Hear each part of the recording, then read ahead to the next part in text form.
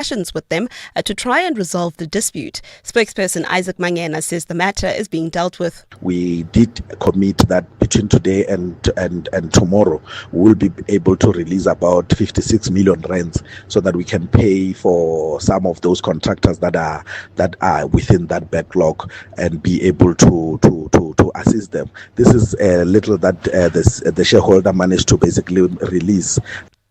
The families of victims linked to a decades-long sexual abuse case are frustrated that the court matter has hit a snag. The accused, a former St. John's Preparatory School teacher, made a brief appearance at the Johannesburg High Court today.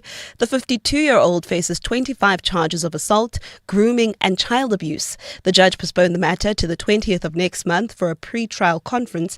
Jabli Lambata has more. The families of victims were dressed in white and denim, alongside another group from the Stop the Trauma of Pupils in Schools organization. One of the placards displayed the face of Julio Modo, who died by suicide weeks after reporting his sexual assault to the police in 2021. His mother, Teresa Modo, says they have waited long for this day and want justice to prevail. Losing our child in such a traumatic way has been re-traumatizing for the whole family.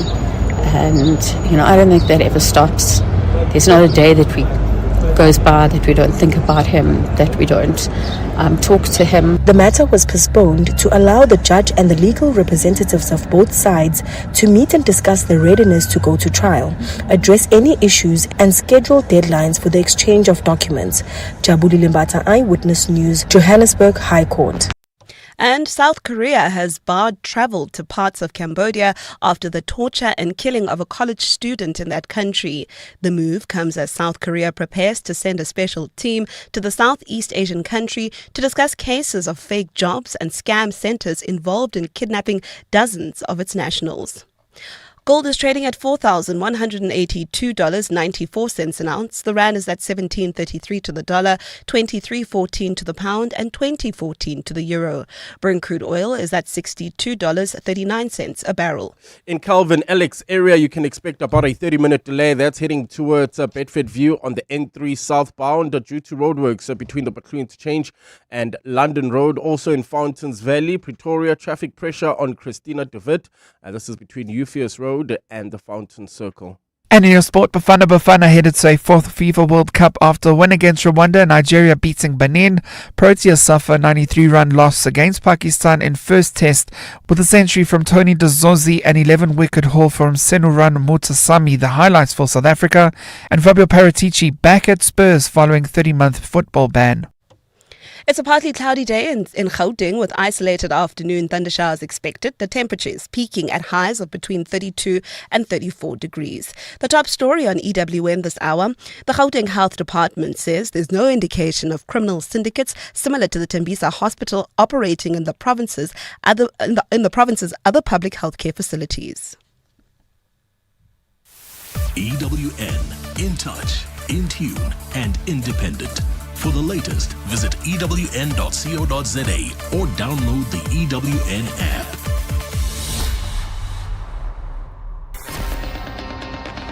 You're with John Perlman on 702. Streaming on the Prime Media Plus app, DSTV channel 856, 92.7 and 106 FM.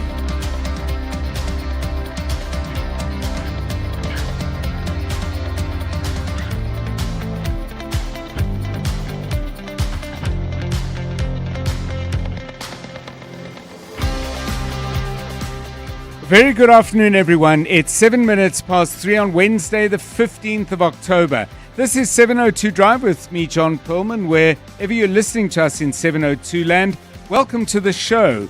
It will be a big day in Parliament tomorrow when suspended Police Minister Senzo Mchunu appears before the ad hoc committee looking into police corruption.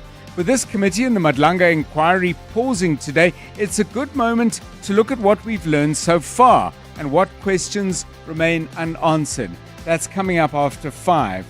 Some of other stories we're doing. Bafana are on their way to North America. Where exactly in Canada, Mexico, or the United States they will be playing, we don't know yet. But are you thinking of joining them at the World Cup? Well, you do need to know quite a bit. More than I think perhaps you do, and I certainly did, until recently about the way FIFA plans to price and allocate the tickets. Fans around the world are already starting to make their unhappiness known, including the Football Supporters Association in England. We'll talk to them after 5 o'clock as they begin their efforts to lobby their national association to deal with what they believe is a wholly unfair system of pricing. Transport Minister Barbara Creecy has indicated that the bus involved in the Mikado crash tragedy passed through a number of police roadblocks on its trip, despite being massively overloaded. Figures vary that I've heard, but broadly speaking, a bus that was meant for 65 people had 91 passengers. What happens at these roadblocks where, for example, you would expect that if police notice that this is going on, do they make any kind of record? What are the rules governing roadblocks about recording what you see and who you engage with and to what end? We'll talk about that a little bit later with Wayne Duvenage from Outer. They've been looking closely at this. And money, as they say, is too tight to mention, but is it so tight that you think, well, maybe AI can help me with my make some good financial decisions? We'll put that question to Paul Rulofse. He has some strong views on that. That's in Minding Your Money at 10 to 5. We've got all that and a whole lot more on 702 Drive, including breaking news from the roads in our regular traffic updates, and we'll bring you the latest from the markets, where the All Share is back in business today. A quieter day yesterday, but up by 380 points so far today. Really interesting mixed bag of winners so far. We've got a cell phone company, luxury goods, banking, and mining. Sometimes when there have been big gains, it's been one sector. The love seems to be spread pretty widely today. MTN is up by 5.5%, Richemont by 4.8%, Capitec by 2.7%, Exaro by 2.6%. Rand is doing well, currently trading at 17.34 against the US dollar. That's a gain of 13 cents over the past 24 hours. A euro will cost you 20 Rand and 15, 3 cents better, and 23 Rand and 14 cents will get you a pound. The oil price is up by 44 cents. Brent crude trading at $62.74 a barrel, but we are due, if you were wondering when all these fairly good oil prices are going to translate at the pumps for you, we are going to get some much better prices by all accounts in November. We'll look for some details and share them when we find them. Stephen Curtis joining us with all the details at 4:25. We'll have sport with Anthony Teixeira. Khomotso Modise joining us. You heard her a moment ago with the latest news headlines. That's in about 19 minutes' time at 3:30. Karabo Chale, as he always is, keeping an eye on the roads.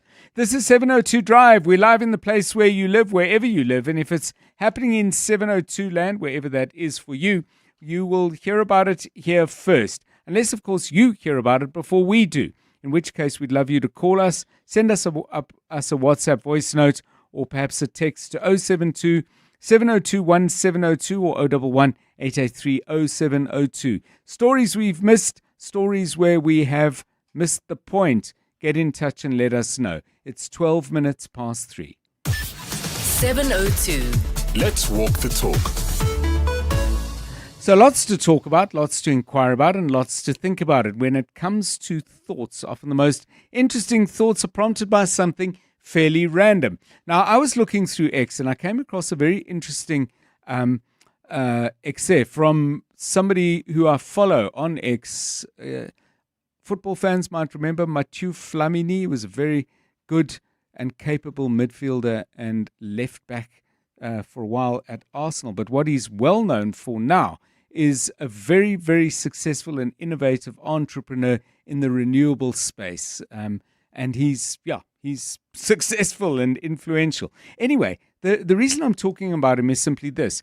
He posted something which I actually can't find anymore, which makes me wonder if he's changed his mind, but I can't think he did. Anyway, when I clicked on it, the link I'd saved, I got unavailable. Be that as it may, he was saying that when he was at school, he was particularly useless at science and physics and those subjects. And now he's working basically in the physics, chemistry, technology space. So, just, I guess, a little philosophical chuckle on his part about how you never know. School tells you you're good at some things, and sometimes school is right. And sometimes school does not have the faintest idea, because you don't have the faintest idea as to what you might do with that knowledge. You just know that in the classroom, it doesn't work for you. So I'd like to know, what were the subjects that you were useless at during school, and how has that played out during your life? Maybe you went on, having been very poor at physics, for example, to do medicine or whatever it might be, not so good at maths, but now you're an auditor. I have no idea how these things work out, or maybe you just stayed useless at them or uninterested, because I think the two are often connected, and I think they move in a rather negative cycle together. But Jonathan Fairbairn, what were you particularly bad at school, and what's happened with that body of knowledge in your current life? How long have you got? Well, it shouldn't take long, because how many subjects did you do for matric? Gee, I have to think. I mean, it was 6 or English, 7? Yeah, 6 or 7. English, Afrikaans, math, science, biology, business economics, and yeah, I think that would have been it. 6. Okay, Yeah. so we got through that quickly. So- What were you worst at? So I would probably say the worst I was at was science. Okay. Yeah, I enjoyed it, but I just wasn't good at it, if that makes sense, you know. After school, I've never needed it at all. At one stage, when I was younger, I wanted to be a vet, but that wouldn't have happened because the science marks wouldn't have been good enough to get into that qualification at varsity. But yeah, I mean, the jobs that I do now and my business that I have, no science needed, thank goodness. I mean, it's interesting what you say there about, if you wouldn't have been able to be a vet because you weren't good at science. But in a way, it's slightly the wrong way around, because, I mean, I was and I've told this story before in a different context. I was on the point of failing maths. And then luckily I found the smartest guy, never mind on our street, but in our part of Joburg. And he was a maths whiz, and he taught me maths, and I got an upper grade B.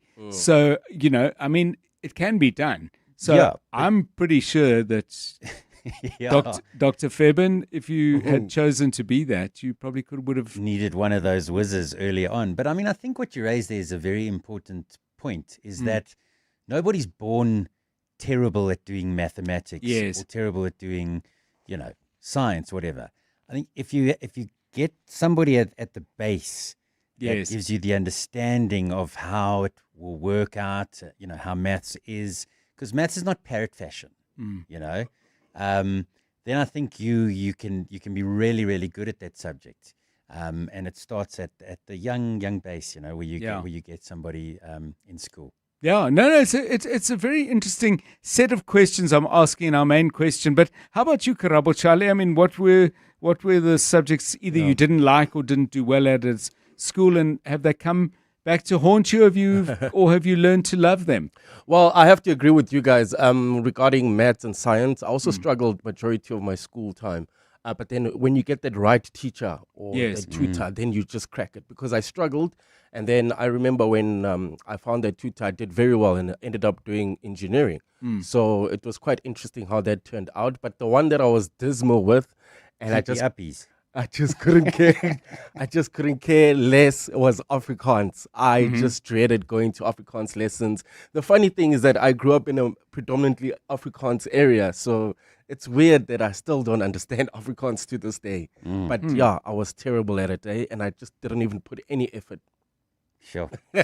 Subjects you were poor at, give us a call. And have you found that you've made peace with them, and perhaps even learned to flourish with the body of knowledge that they represent? Maybe that's even like Mathieu Flamini, become part of your core business. I mean, I would imagine he surrounded himself with scientists in the work that he does, which is very interesting. You can Google and have a look. There's a whole lot of articles about him. But yeah, he obviously would have had to get his head around stuff that at school he just did not like or have an interest in. Of course, the small matter of being an excellent football may have bitten into his time as well. Excellent at football. 18 minutes past 3. Call us on that. Let's tell you what's happening out on the roads. Some of you may just be setting off home. Some of you are already on the way. And by the way, if you see things that we don't know about and we're not reporting on, again, that same number, please drop us a note, 072 702 1702. But Karabo Chale has a pretty fair idea of what's up. Yeah, well, so if you're leaving Alex Calvin area heading towards Bedford View, roadwork still causing about a 30-minute delay. N3 southbound between the Butlu Interchange and London Road, while in Centurion there's an accident scene. This is on the N14 northbound before Jean Avenue, slowing down traffic.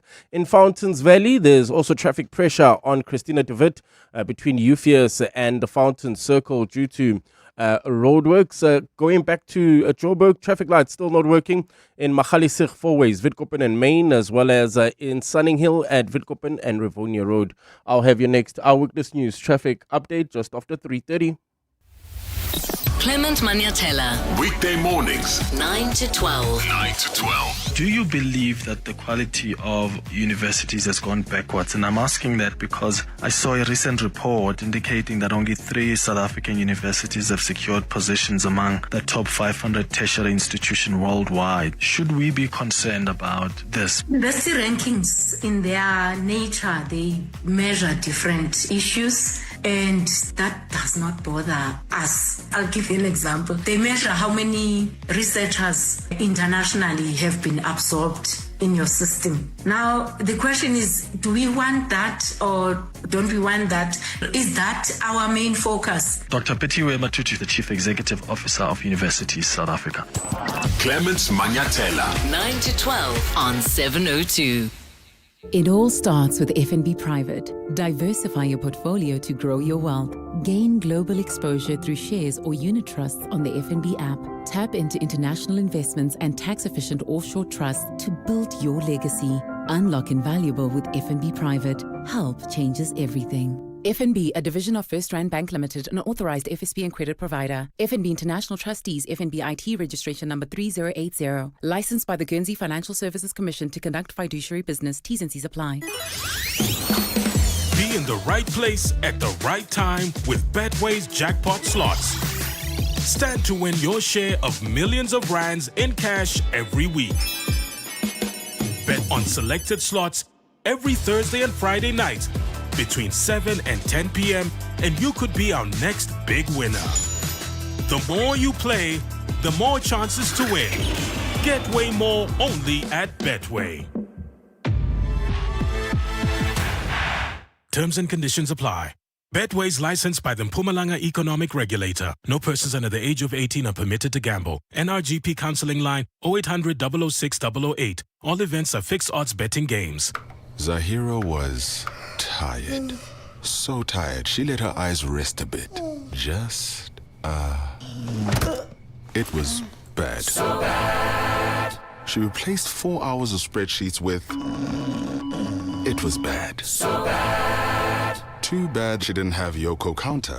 It automatically recon sales, tracks stock, and staff performance. So good. Yoko Counter. Super simple POS and payments in one. No contracts, no hidden costs. You're with John Perlman on 702. Let's walk the talk. 702 Drive. Now, as the Madlanga Commission of Inquiry in Pretoria and the Parliamentary Ad Hoc Committee looking into police corruption down in Cape Town go about their business, there are all sorts of ripples that are spreading out and causing a fair amount of disruption and arguably an amount of damage as well. One of those disruptions came in the court case involving crime intelligence boss General Dumisani Khumalo, who himself was a witness at the Madlanga Commission of Inquiry. He is facing charges of fraud and corruption. His bail hearing is underway this week, and the magistrate in the matter has recused himself. Let's find out a little bit about why this happened a couple of days ago. But crucially now, the Investigating Directorate Against Corruption, which has also been spoken about in not always flattering terms, especially from General Nhlanhla Mkhwanazi in these hearings, has spoken out against the Chief Magistrate's recusal.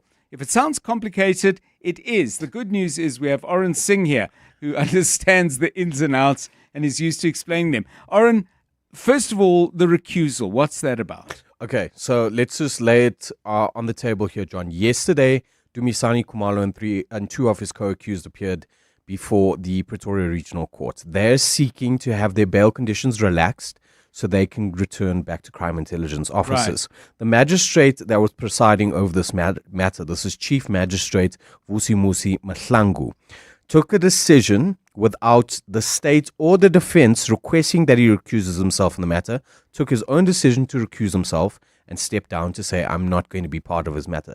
His reasoning for this was because the judiciary has been implicated, or allegations have been made in the Madlanga Commission against the judiciary. But I suspect that when Lieutenant General Nhlanhla Mkhwanazi testified before the Madlanga Commission, he made specific reference to the case of Dumisani Khumalo and made specific reference to the magistrate hearing that matter, claiming that any sane magistrate looking at the charge sheet would understand that this shouldn't be a case. So I suspect that on that basis, Magistrate Vusimusi Mahlangu took the decision to recuse himself in this matter. So IDAC is concerned about this. What exactly are they concerned about? Well, given that Magistrate Mahlangu recused himself yesterday, the bail relaxation amendments couldn't proceed. They had to then appear today in front of a new magistrate. IDAC say that they're concerned that Mahlangu had taken this decision personally himself. They had never at any stage requested him to do so, and needed the defense for the accused. And so they're going to the High Court to make an application to review Mahlangu's decision to recuse himself and have it set aside so he can return to preside over this matter. So these are the intricacies, Oren, but what are the bigger issues? Because it seems to me when there's reference in, and I'm going on your account, overview account, because I mean you're describing it in the boldest terms of what Lieutenant General Nhlanhla Mkhwanazi said about the chief magistrate. He didn't accuse him of anything. He merely referred to the case and said, it's so obvious what the matter before the magistrate is. If he was half competent or insane or whatever, sane, I beg your pardon, he would realize that that's what he's faced with. It doesn't sound to me like there was either a specific accusation leveled against Magistrate Khumalo, nor does it sound like there was any kind of threat. In fact, I mean, quite clearly there wasn't. Is that what IDAC is most concerned about, that he's jumping at shadows rather than at specific issues?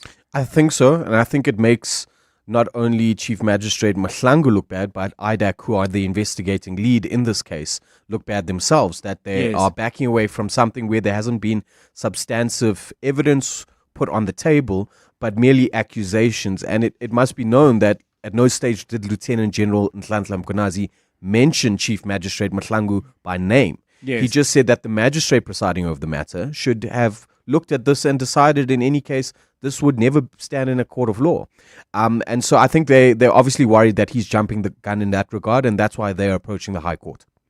Sure. Very jittery times, very jumpy, and it's easy for me to say people jumping at shadows, but I guess there's a lot of anxiety and alarm out there, but we'll watch it closely. Thank you, Oren Singh, our EWN colleague. I hope you're able to follow that, and it's an important story, because when our eyes are very much on these commissions, what is being said by the principals and their those questioning them, we can easily forget that there's a lot of stuff going on the sidelines, if they are indeed the sidelines, but I think you know what I mean, on the margins of the two main events. 7:02 Drive, 27 minutes past 3.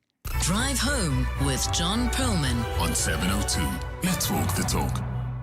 Well, this would normally be one of the major things going on in Parliament, but it is having to share news and public attention with the ad hoc commission into the police. But a very important inquiry indeed going on at the Standing Committee on Public Accounts, looking at the Road Accident Fund. And the issue today in the spotlight is the Government Communication and Information Service and the relationship they have with the Road Accident Fund. Why has this come up? Well, let's find out from our EWN parliamentary colleague, Lindsay Dentlinger. Lindsay, a very good afternoon to you. GCIS in the Scopa spotlight today. Why?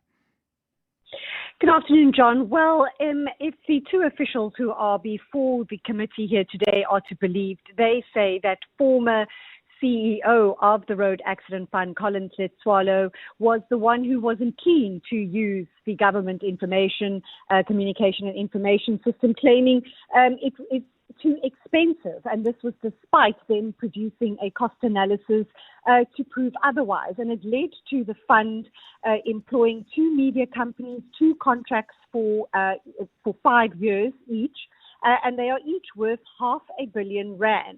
And so collectively, R1 billion in media contracts that are currently ongoing. And the committee here today really probing whether the fund is getting value for money from these 2 media contracts, and trying to understand why it is that GCIS would not be preferred. And Macintosh Polela, the head of communications at the Road Accident Fund, said he had tried to put forward that the fund use the GCIS. Mr. Letswalo allegedly wasn't keen, but then Polela then later on in the day did say that in any event, the government information system would outsource most of the work anyway and wasn't quite capable and up to the task of doing what is required.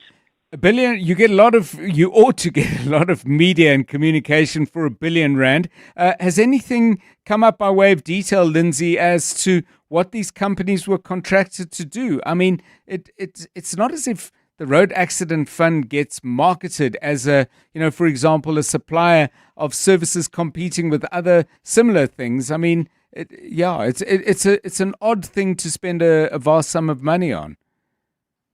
Well, surprisingly, the head of communications, Macintosh Polela, says in response to one of the MPs asking whether, given all the turmoil at the fund, whether this one wasn't a complete waste of money. And he said not so, that the fund was responsible for also educating people about road safety. Okay. And that they did a lot of road shows to try to encourage and inform people how to submit a claim. But then we also find MPs are scrutinizing dozens of invoices for T-shirts and bucket hats and trying to query the cost of these items that have been procured for a range of media campaigns and staff events and the like. So it's really a mixed bag of whether what they are paying for is really needed. Thank you so much, Lindsay Dentlinger, EWN parliamentary reporter, sticking close to that Standing Committee on Public Accounts, SCOPA, as you perhaps note, inquiry into the Road Accident Fund. I mean, if they spent all this money on T-shirts and bucket hats, is there anyone listening who actually has a Road Accident Fund bucket hat or a Road Accident Fund T-shirt? If you do, please tell us how you got it, where you got it, why you got it. Don't worry, we're not going to send the information to the authorities, but I'm genuinely interested. And are they any good? Are they decently made? And by the way, if you happen to have them, if you wear the T-shirt or the hat, please look at the label and tell us where they were made. 29 minutes to 4. Right, let's get the very latest eyewitness news. Khumotso Modise here to update us. Good afternoon. Thanks, John. Good afternoon. Amid several probes into police corruption, Parliament's Portfolio Committee has criticised Acting Police Minister Feroz Kachalia and National Police Commissioner Fani Masemola for failing to appear before it. The committee says their failure to attend today's meeting undermines accountability, especially considering the serious challenges currently facing the police. Kachalia and Masemola were expected to appear before the committee today to assess the South African Police Service's annual report and financial statements. Committee Chairperson Ian Cameron was forced to defer the meeting without any presentations from the various entities, including the Auditor General. He says Kachalia cannot use a cabinet meeting as an excuse not to attend. We do not answer to cabinet, so I don't care if cabinet is in the time of the committee. This committee has asked several times to change programming. That hasn't happened. SAPS is in crisis at the moment, but the minister chooses to go to cabinet this morning. Nothing can trump, no cabinet meeting can trump what is being discussed here today. The mother of a newborn baby who was kidnapped says she's feeling anxious after her child's alleged kidnapper made a request for her bail conditions to be amended for her to go on a religious excursion. Kidnapping accused Samima Jacobs made a brief appearance in the Belleville Magistrates Court today. Jacobs is charged with kidnapping and defeating the ends of justice after allegedly posing as 3 different women in a plot to abduct a 9-day-old baby. Police returned the child to its mother after the abduction in Middlestad, a mall in June this year. Carlo Peterson has more. Samima Jacobs today told Magistrate Colin Jacks she had handed her legal aid lawyer an affidavit for her bail conditions to be amended for her to go on a religious excursion. After the matter was postponed due to Jacobs' lawyer not being present, baby Imad's mother, Iman Shamar, said she feels uneasy about Jacobs' request. I do feel like I'm going to get emotional about it because it's something that I've been struggling with, and it's just not okay for me, and I'm been struggling to be okay. Shamar says she's been finding it difficult to face Jacobs in court after she allegedly abducted her child. The matter was postponed to the 21st of October for further investigation and for Jacobs' lawyer to be present to submit a request. Carlo Peterson, Eyewitness News. And Hong Kong has passed a new law to regulate online ride-hailing platforms. Under the new rules, eligible ride-hailing drivers must be at least 21 years old, have held a private car license for at least a year, and have no serious traffic convictions within the previous 5 years. The new law aims to resolve years of tension between the licensed drivers and digital platforms. Hong Kong's Transport Commissioner will determine the number of ride-hailing permits to be issued. It's a partly cloudy day in Gauteng with isolated thundershowers expected this afternoon. The temperatures peaked at between 32 and 34 degrees. Calvin, Alex area heading towards Bedford View. We still have roadworks causing about a 30-minute delay. N3 South between the Bethlehem Interchange and London Road. Sunwood Park heading towards Brakpan. There's also slow-moving traffic. N17 eastbound between Rondebolt and Carnival City due to ongoing roadworks. The top story in EWN this hour: amid several probes into police corruption, Parliament's Police Committee has criticised Acting Police Minister Feroz Kachalia and National Police Commissioner Fani Masemola for failing to appear before it. Bongani Bingwa, 702 Breakfast. Weekday mornings, 6 to 9. If I'm fair to General Sabia, one of the things he said was he could never wear camouflage and call press conferences. He'd be fired on the spot. And he says we're opening a can of worms and we may not be able to close it as far as Mkwanazi is concerned. Would you say that's a fair comment? This is clearly a clash of personalities. Yeah, but hold on, Lizette. Do we want top cops on TikTok? No, and this is the problem. We need to go back to the mandate. Lizette Lancaster. Bongani Bingwa, 6 to 9. On 702. LLB graduates can fast-track their legal career with the Law Society of South Africa's PVT School for Legal Practice. LPC accredited, this 4-month practice-ready course, which is taught by practicing lawyers, can reduce your PVT contract by 12 months for admission. Study by day, after hours, or via distance at campuses nationwide. The first 2026 intake runs from January to April. Applications close 31 October 2025. Apply now at lssalead.org.za. That's lssalead.org.za. Every day I'm hustling. It's our reality as business owners. And it's good to know that there's someone out there who takes care of the business that makes the business. Gotta love My Way Business Insurance. Saving big on premiums with 24/7 emergency services, plus My Business Assist with marketing, legal, and labor advice services. Visit myway.co.za or dial 0860 64 64 64 and get a quote today. My Way is a licensed non-life insurer and FSP. T's, C's, and standard rates apply. My Way. Live your way. The all-new Audi A5 has arrived with a panoramic sunroof that changes transparency and a B&O sound system built into the headrests. Every detail makes driving feel like an art form. Visit your Audi dealership, book a test drive, and experience the Audi A5 from 14,499 Rand per month with a guaranteed future value. Visit audi.co.za for more. T's and C's apply. Brought to you by Audi Financial Services, a division of Volkswagen Financial Services South Africa Pty Limited, an authorized financial services and registered credit provider. EWN Sport. Phew, Anthony Teixeira. I mean, tension was relieved, in the 5th minute? Yeah. Yeah. And when did Nigeria score? Early on as well? Huh? They had actually scored 2 minutes before. Yes. Yeah. Okay. So, then what did you just go, take a nap or?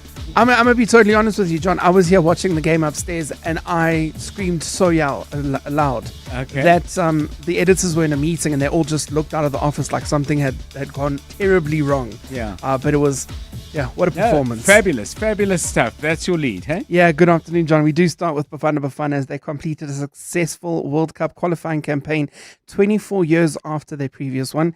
They'll be heading to the North American tournament in 2026 after finishing top of Group C, an emphatic 3-0 win at Mbombela Stadium against Rwanda, and Nigeria's 4-0 beating of Benin, seeing them finish a point ahead of the Super Eagles in the group. Coach Uho Bruce believes that Bafana have now earned the respect from the rest of the continent. It will not be a long time before South Africa will be at the top of Africa. And this is something we have to try to achieve, because this nation was too long somewhere behind there, and nobody did have any respect for this team or for this country. I think this has changed now. Tuesday also saw 5 other nations booking their spots: African giants Senegal and Ivory Coast, England, Saudi Arabia, as well as 2022 hosts Qatar. Spurs announced that Fabio Paratici will be returning as sporting director after his 30-month FIFA ban. The Italian previously held the position before resigning in April 2023 from that position after his appeal against a 2.5-year ban was unsuccessful. Paratici was banned after Juventus, under his managing directorship, were found guilty of false accounting and deducted 10 points in Serie A. Switching to cricket, where the Proteas' 10-test winning streak came to an end as they lost the first test against Pakistan by 93 runs, having resumed day 4 on 51 for 2. They quickly lost Tony de Zorzi and Tristan Stubbs. The favourable home conditions then became even more evident after lunch as the South Africans went from 128 for 4 in their second innings to all out for 183. Shaheen Afridi taking 4 for 33, while player of the match, Noman Ali, claimed 4 himself in that innings to end a 10-wicket haul. Here's Proteas captain Aidan Markram. We had a good winning streak going and we lost a game of cricket, and that's how the game of cricket and the world of sport works. Can't win everything. We had plans, we gave it our absolute all, and we were on the wrong side of it. So that can happen, and you have to make peace with that. Let bygones be bygones, as they say. And rain has given the English women a chance to regroup at the Women's Cricket World Cup. Midway through the innings, Pakistan had taken them to 79 for 7. It was Sana who had been leading the charge with 3 for 19. Anthony Teixeira, Eyewitness News Sport. EWN Traffic. 19 minutes to 4 on 702 Drive. Let's update you on what's happening on the roads. That N3 South, man. Yeah, no, it's been a problem throughout the week. It's roadworks, John. That's in the Calvin Alex area. Heading towards Bedford View, expect about a 30-minute delay. That's on the N3 southbound between the Petrol Interchange and London Road. In Sunwood Park, Boksburg, there's also slow-moving traffic heading towards Brakpan. N17 eastbound between Rondebolt and Carnival City due to roadworks as well. In Devlin, roadworks causing some delays on the Golden Highway between the N1 and Union Avenue. In Protea Glen, Soweto, traffic remains sluggish. N12 westbound from the R554 Abu Bakr Drive all the way to the R558. And in Fountains, Pretoria, traffic pressure on Christina de Wit. This is between Euphorus Road and the Fountain Circle. If you come across any other traffic issues, please WhatsApp us on 072-702-1702. There's more EWN on air, online, and on the EWN app. You're with John Perlman on 702. Let's walk the talk. So we've been asking you about subjects that you weren't very good at school, but somehow, maybe you continued not being very good at them and those never became part of your work life or your tertiary education life or whatever. But there are people who weren't very good at science, for example, or biology, and ended up actually doing work that required them to be good at that stuff, and they found they were pretty good at it after all. So subjects at school, Anthony, that you didn't like, weren't very good at, and did they kind of come back into your later life, either as things that you said, oh, actually I can do this, or you said, nope? I was right the first time. I haven't really had a chance to interact with it yet, but Afrikaans. Yes. Afrikaans was a very big one for me. I basically used to start speeches in Afrikaans and then midway through start speaking Portuguese. Okay. And did anyone notice? It would always be this moment where, like, my Afrikaans teacher's name was Mrs. Creel. Her face would just sort of, it would just change. I don't know how to describe it. It would just change, and I'd be like, okay, so I need to go back now, and then just continue in Afrikaans. And it was always a stop-start. It was never a good look. And the worst part is, I actually had a tutor outside of school that used to come every Tuesday and Thursday to try and help me with Afrikaans, and it never got any better. So when you broke into Portuguese, did she ever say "Sevier Teixeira"? Praat 'n bietjie harder. No, she just looked bewildered. Yeah, I think it got to a point where, like, matric came and she just understood this is just part of the routine. But yeah, it was a stressful time. Okay, well, Anthony, you're not alone in Afrikaans, because it was Karabo Chale's not very best subject, and Shabalala sends us this on Facebook and says it was Afrikaans. Things that are coming on the Facebook page. MTT says Sepedi, my home language. I'm assuming they got better at it later, because that's the way the question's put on Facebook. Chizombe says agriculture. I bet there's a good story there. Matlatsi says lying. Not aware there was a school subject, but we get the point. It's part of the broader education. And Jonathan says girls. Not Jonathan Fairburn, by the way, just to be absolutely clear. Jonathan, a listener whose surname I don't think we necessarily need to share. 702 Drive at 16 minutes to 4. Share with us, please, your story in response to the question we've just asked you. Stuff you struggled with at school. What happened with that later in life? Did you actually get quite good at it, or did you avoid it like the plague? 072 702 1702 and 011 883 0702. You're with John Perlman on 702. Hello, 702. This is Kamo here. So I ventured into engineering and applied science after school. But yeah, the one thing that I've realized growing up is that this idea that people who are good at mathematics, because, my career was math dominated in terms of studies, is that they're going to be rich and they're going to rule the world. There's nothing like that. I don't even know when last I used math.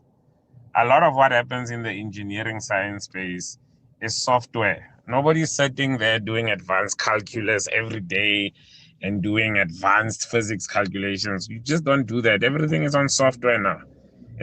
Once you get your degree, everything is just easy, in terms of the day-to-day.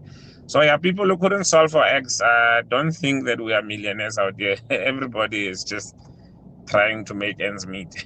So yeah, there's nothing special about knowing maths in school. There's really nothing special.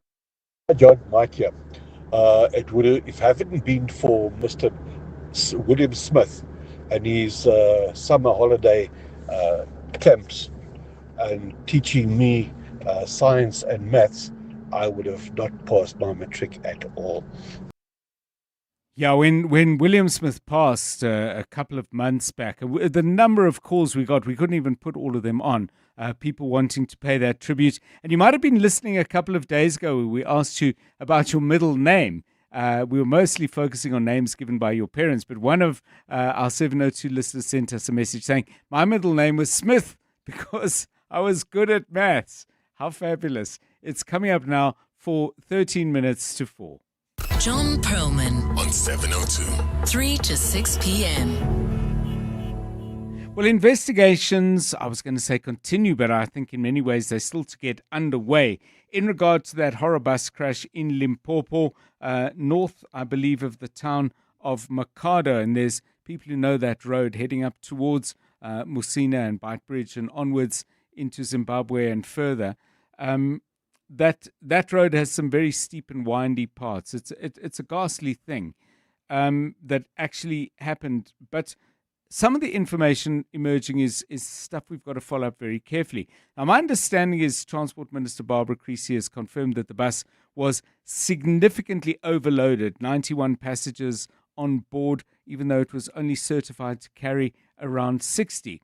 But what's also emerged is that the bus, which journeyed from either East London or Gqeberha, I'll need to check which, but I think the picture either way is clear. A long distance from Mikado is those two coastal cities in the Eastern Cape. In the course of that trip, the minister confirmed that they would have passed through a number of roadblocks.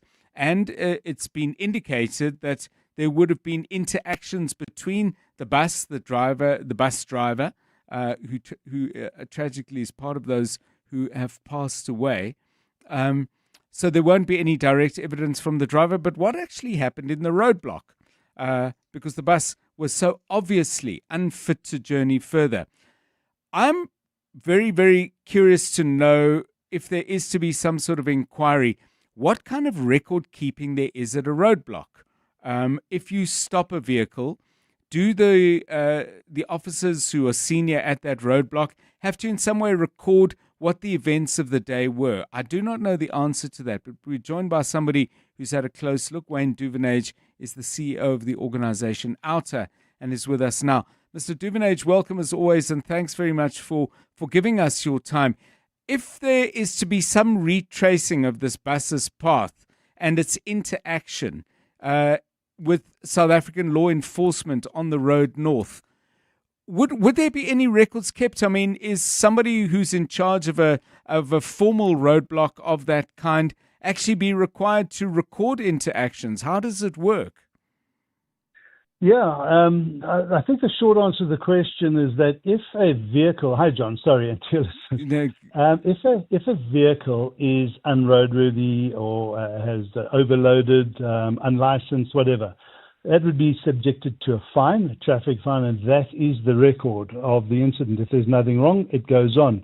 I imagine there would be an occurrence register or book that the person in charge of the roadblocks, I'm not sure, would make a note of something that was untoward if they didn't issue the fine. I mean, issuing the fine would have been untoward if that bus was overloaded then.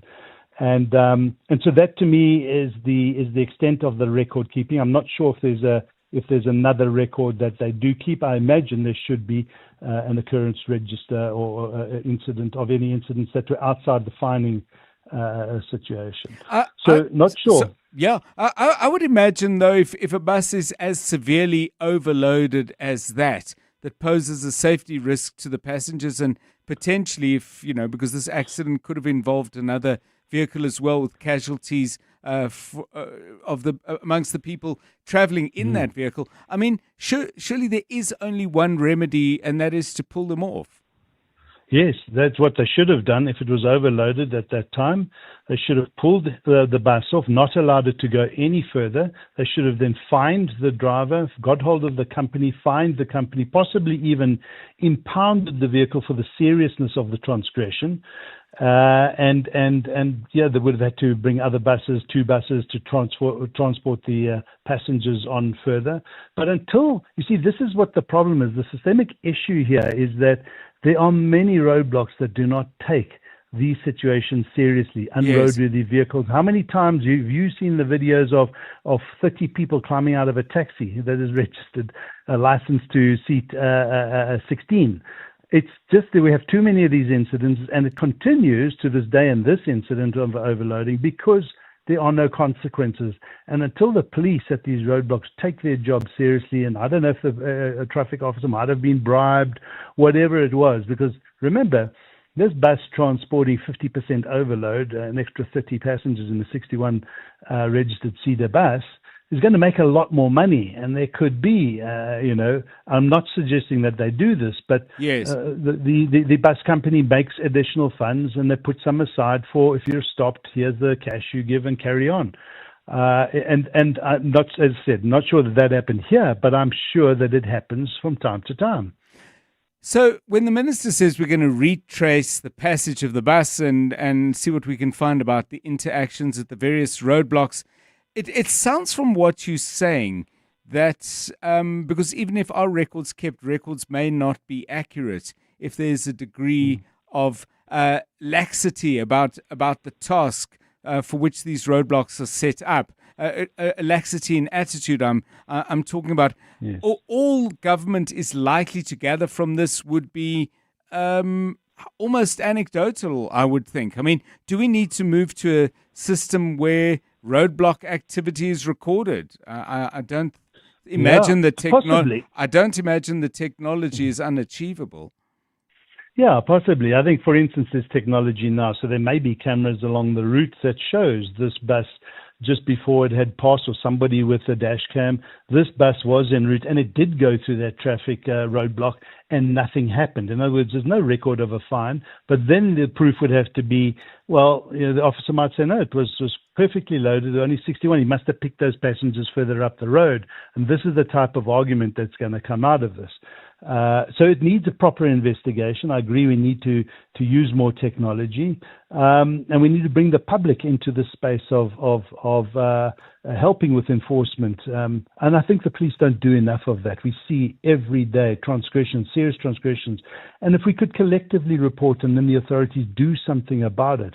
And here I'm even talking about totally unroadworthy vehicles, driving with passengers, a risk to everybody, not just to the passengers of the vehicle, but to you and I.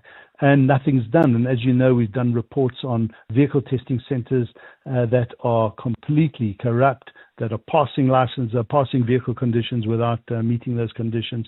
There's a lot of work to do, and I think Barbara Creasy has had a transport conference planned for October. She's postponed it, a 3-day conference. This is the type of summit we need, where we deal with these specific issues with variable stakeholders. Got a couple of our listeners responding either with questions or points of view. Let's take a listen to this one. Dr. John, good afternoon to you in studio and everybody there and all the 702 lenders. And Dr. John, if you take a drive anywhere from Joburg CBD going north and you see all these buses heading to Zimbabwe, the buses, the taxis, the bakkies that are overloaded with stuff, and you see them getting stopped by highway patrol everywhere and they get let go. It's a money-making scheme. The cops are not doing their job. 80% of those cars should not be on the road. They are not roadworthy, but they just let them through. They take money and they let them go. Thanks for that. 072 702 1702. Same number if you want to send your message via text, which Liz has done, and says, regarding the bus crash, how many drivers were there? I don't know let me frame this differently. Again, referring to comments made by Transport Minister Barbara Creasy. She said that there were 3 drivers and all of them actually died in the accident. Now, I don't know what the status of that number 3 is, because it may well be on the bus's manifest that there are 3 drivers, because that may well be the legal requirement. Whether there were 3 people actually driving in that long journey all the way from the Eastern Cape to the very northern part of our country is something I guess we will never know. And Wayne Duvenage, isn't that the problem with so much of what we're talking about, is that there is real compliance and then there's formal compliance? Yeah, and this is the point I think is coming to the fore now in this discussion, and that is that we know that buses are overloaded, taxis, vehicles, unroadworthy, and for as long as there's not meaningful visible policing and stopping this, it will continue. And so what we're going to see from this, if once the investigation's done, what went wrong, and there'll be a knee-jerk reaction for a while, and then things will go back to normal. So what does the minister do with the provinces and local authorities to say, we have to stamp this out, we have to do something different, because whatever we've been doing, we've got all the laws in place, but what we're doing and how we enact is fundamentally failing, and we become irate when there's an accident of this nature, and there will be another one and another until we put a stop to it. And that's what we have to get down to, John. Thanks so much. Wayne Duvenage joining us on the line from Joburg. He's the CEO of the organization Outer. If you've ridden on one of these northbound buses, perhaps you're in the bus industry yourself, maybe you've been a bus driver or you are one now, give us a call. Any inside track, any insight that we wouldn't gain necessarily just from our conversations or our reading, but that you could share with us based on experience, well, that's the most valuable thing we can get from our audience on this show. So if you can help on this subject or indeed any others, please call us 011 8830702, 072 702 1702. 3 minutes to 4. Aubrey Masango. Weekday evenings. 8 to midnight. Ad hoc committee listening to Lieutenant General Sbiya. Not as dramatic, I suppose, as the utterances made by Lieutenant General Mkwanazi. This is when we need to stay our desire for the dramatic, for the entertaining, and really listen to what is being said in order for us to understand what the facts are. And then when we've listened, we must make the right decisions. We must make the decisions that aren't always popular, but we must make the decisions for the sake of this country. I think that this country is worth fighting for, folks. Aubrey Masango. 8 to midnight on 702. 702. Fellow taxpayers, make tax matters a number one priority by submitting your personal income tax return by the 20th of October 2025 deadline. Once your tax return is submitted, you'll receive a notice of assessment stipulating if there's any tax assessed debt due to SARS or not.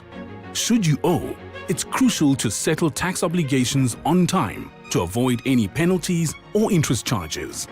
SARS, at your service. The South African Future Trust Summit is back and bolder than ever. This year, Standard Bank joins as headline sponsor, underscoring the summit's role as South Africa's leading platform for entrepreneurship. On 5 and 6 November at the Sandton Convention Centre, connect with leading entrepreneurs, investors and change makers. This is where bold ideas meet transformative investment. Get your tickets now at summits.southafricanfuturetrust.org in partnership with 702.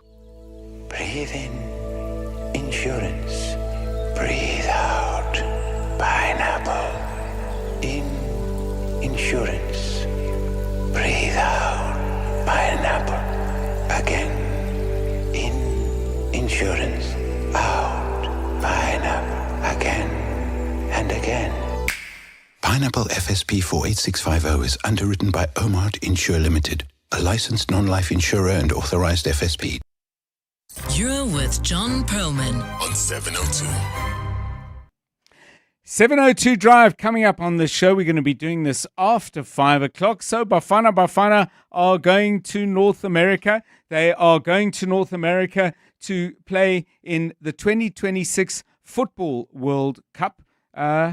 Were you thinking of going along? Maybe you were going to go anyway, whether we qualified or not. But boy, is there a special incentive to go and support your home team. The big question, though, and the issue that is exercising football fans all over the world, given that most of the qualifiers are becoming clearer now, and people are saying, well, we're going, are we going? The prices are going to be very, very high. But there's stuff in the ticketing system that has really got fans somewhat up in arms. We'll chat to Michael Brunskill, who is with the Football Supporters Association in England. They've been looking at this over many, many years and many tournaments. We'll talk to Michael at about 12 minutes past 5. It's 4 o'clock. This is EWN. Crime intelligence boss claims he's prejudiced by the magistrate's court, and Rift Valley fever claims 20 lives in Senegal. Good afternoon, I'm Khomoto Modise. The lawyer representing crime intelligence boss Dumsani Khumalo and his two accused believe his clients are being prejudiced. This follows a court decision to postpone a matter where the trio is seeking a relaxation of their bail conditions. The group is facing fraud and corruption charges over the appointment of an allegedly unqualified person to serve in a specialized division within crime intelligence. Oren Singh has more. Sandile Mshololo, representing crime intelligence officials Dumisani Khumalo, Precious Madondo and Josiah Lekalakala, claims they are being prejudiced as they have been waiting 2 months for the issue of their bail conditions to be addressed, to no avail. Moshololo addressed the Pretoria Regional Court this morning where the trio appeared. From day one in August, when they firstly approached this honorable court for their application to have the bail condition that is preventing them to go back to work and be able to execute the duties in terms of the SAPS that are empowered on them. There has been an unreasonable delay up until today. The trio will have to wait until an application to review the decision of Magistrate Vusimusi Mahlangu recusing himself from hearing the matter is finalized. Arun Singh, Eyewitness News. Umalusi says more than 700,000 national senior certificate candidates have been registered to sit for the 2025 end-of-year examinations. The exam quality assurer today gave a report on the state of readiness for the upcoming end-of-year exams, which begin next week. It says of the 1 million candidates registered across the 4 assessment bodies, the national senior certificate candidates account for the largest share. Umalusi's manager for quality assurance of assessment, Mary Antoinette Liwayo, provides the breakdown. Now I'll give you the stats of the Department of Basic Education. The department has registered 766,543 full-time candidates. For the IEB, they have registered 17,427 candidates. Contractors working with Johannesburg City Power have gone on strike after not receiving payment for their services for 5 months. The utility has confirmed it owes its contractors over R1 billion. City Power says it's engaged in discussions with them to try and resolve the dispute. Spokesperson Isaac Manyena. We did commit that between today and tomorrow we will be able to release about 56 million rands so that we can pay for some of those contractors that are within that backlog and be able to assist them. This is a little that the shareholder managed to basically release. The Gauteng Health Department says there's no indication of criminal syndicates similar to the Tembisa Hospital operating in the province's other public healthcare facilities. The Special Investigating Unit recently published its investigation into the Tembisa Hospital, where it found a highly connected network of businessmen irregularly awarded tenders amounting to about 2 billion rand. The Health Department addressed this and more during a media briefing in Johannesburg today. Tabiso Koba was there. With an annual budget of 67 billion rand, the Health Department accounts for the lion's share of the Gauteng government's total spend. As a consequence, the department is more likely to attract interest from corrupt business people, like in the Tembisa Hospital scandal. Health MEC Nomantu Nkomoralihuku says the department has moved to strengthen its oversight mechanisms. That's why our controls that we have are able to show us if there are any red flags. At the moment, we don't have any red flags in any institution. We sit every Tuesday with the executive and the CEOs of the hospitals that they're presenting on their financials, including the status of what's happening in their hospitals. The Health MEC says the Tembisa Hospital remains fully functional despite the recent looting that has taken place. Tabiso Koba, Eyewitness News, Johannesburg. And 20 people have died in a Rift Valley fever outbreak in Senegal. The first recorded confirmation of the illness occurred on the 20th of last month and has seen more than 120 recoveries. The viral disease mainly affects animals, but also humans, and the most common symptoms of the disease include flu-like fever, muscle and joint pain. The Health Ministry says the northern St. Louis region has been hit the hardest. Gold is trading at $4,182.94 an ounce. The rand's at 17.32 to the dollar, 23.14 to the pound, and 20.14 to the euro. Brent crude oil's at $62.39 a barrel.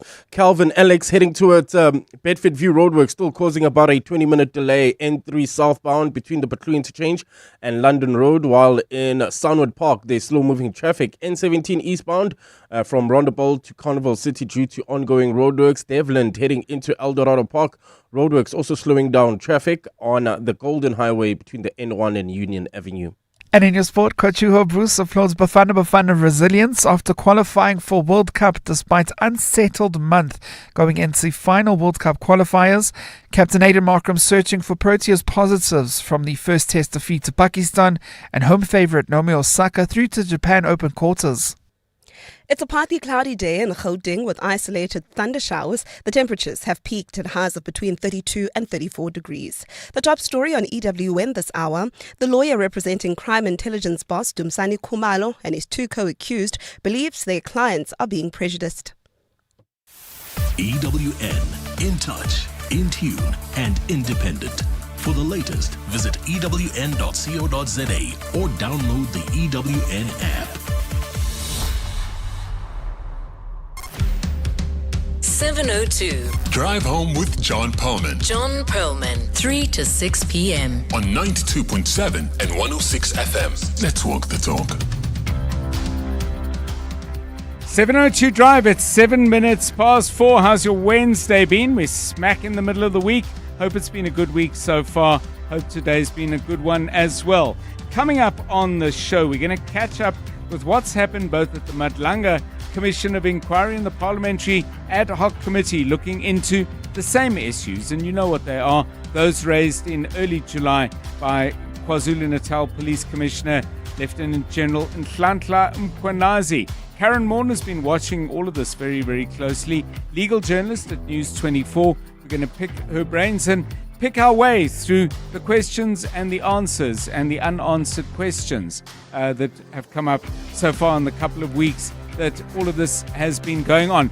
By the way, huge day tomorrow, if you didn't know, at the Parliamentary Ad Hoc Committee. Suspended police commissioner, police minister, I beg your pardon, Senzo Mqunu, will be first of all being led through his evidence by evidence leader advocate Norman Aronson. Then following that, I would imagine very, very sustained and very robust questioning from the members of Parliament who are gathered. I was kind of struck by one of the things in the news bulletin from Khumotso Modise, Thabiso Goba's report, where the health MEC has been saying despite the syndicates at Tembisa Hospital, they cannot be found anywhere else. And then adding, in making that point, she said the Tembisa Hospital, despite the looting, is fully functional. Now, I've had a message from Keith who says, in regard to the Tembisa Hospital, the air conditioners don't work in the theatre and they cannot operate. They do not appear to have the will to do a repair, sending people home instead. So I have no knowledge myself of Tembisa Hospital, never been there. Obviously, it's a facility I don't use because I don't live anywhere near there. But tell me this, if you live in Tembisa and you use Tembisa Hospital and you perhaps work there as a doctor or in the admin staff, or if you've got family members there, how would you describe the hospital? If it's fully functional, I'm very glad to hear it, because that would demonstrate a degree of resilience in the Gauteng public health sector that is nothing short of remarkable, given how much money has been stolen from that hospital. But if you have direct experience, whether you are practicing and working there or whether you are a member of the public and a client, please give us a call and drop us your note on 072 702 1702, or if you want to chat, a phone call please to 011 883 0702. It's 10 minutes past 4. Hi, John. There again, we're starting with the borders.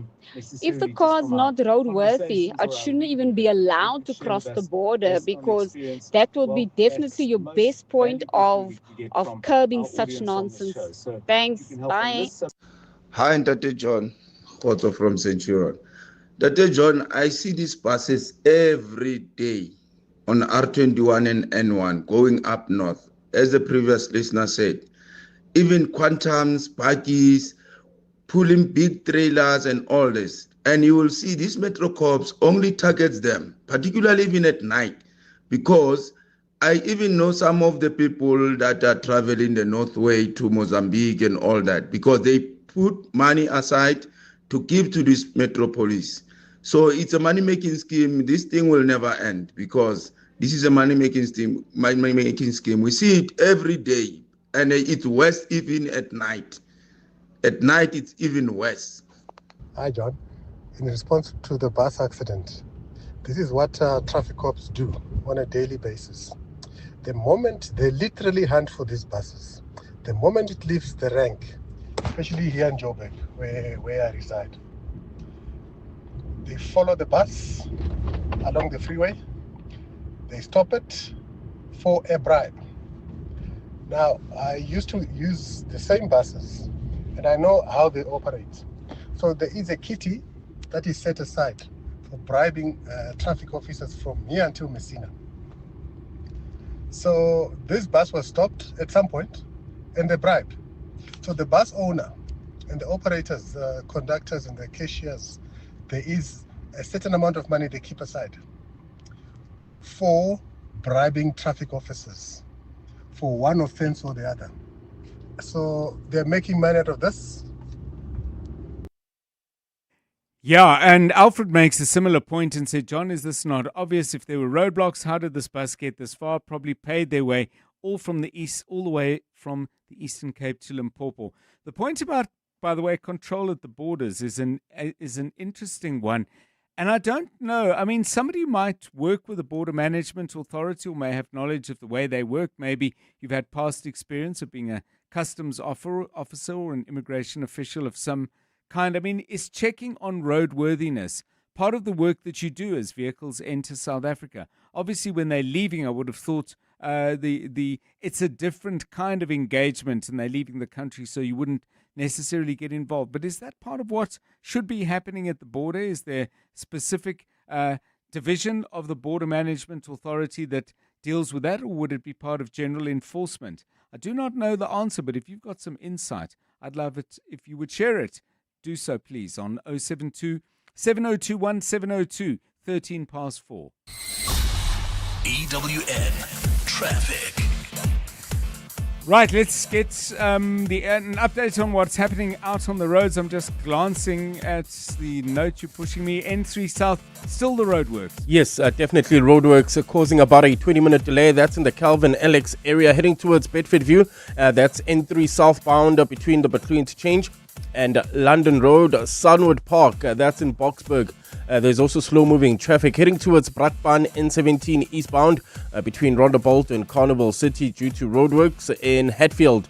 Traffic remains sluggish on Jan Shoba between Justice Mohammed and Francis Bard. If you come across any other traffic issues, please WhatsApp us on 072 702 1702. There's more EWN on air, online, and on the EWN app.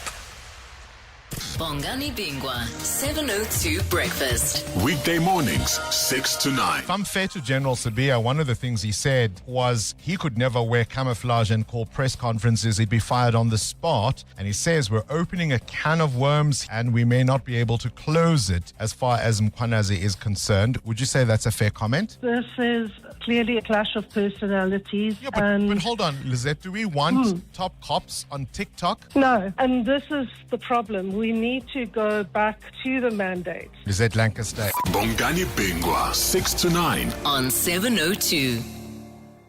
He is the boss, the legend, the sound of a generation. And now his story hits the big screen. 702 is giving you the chance to win big.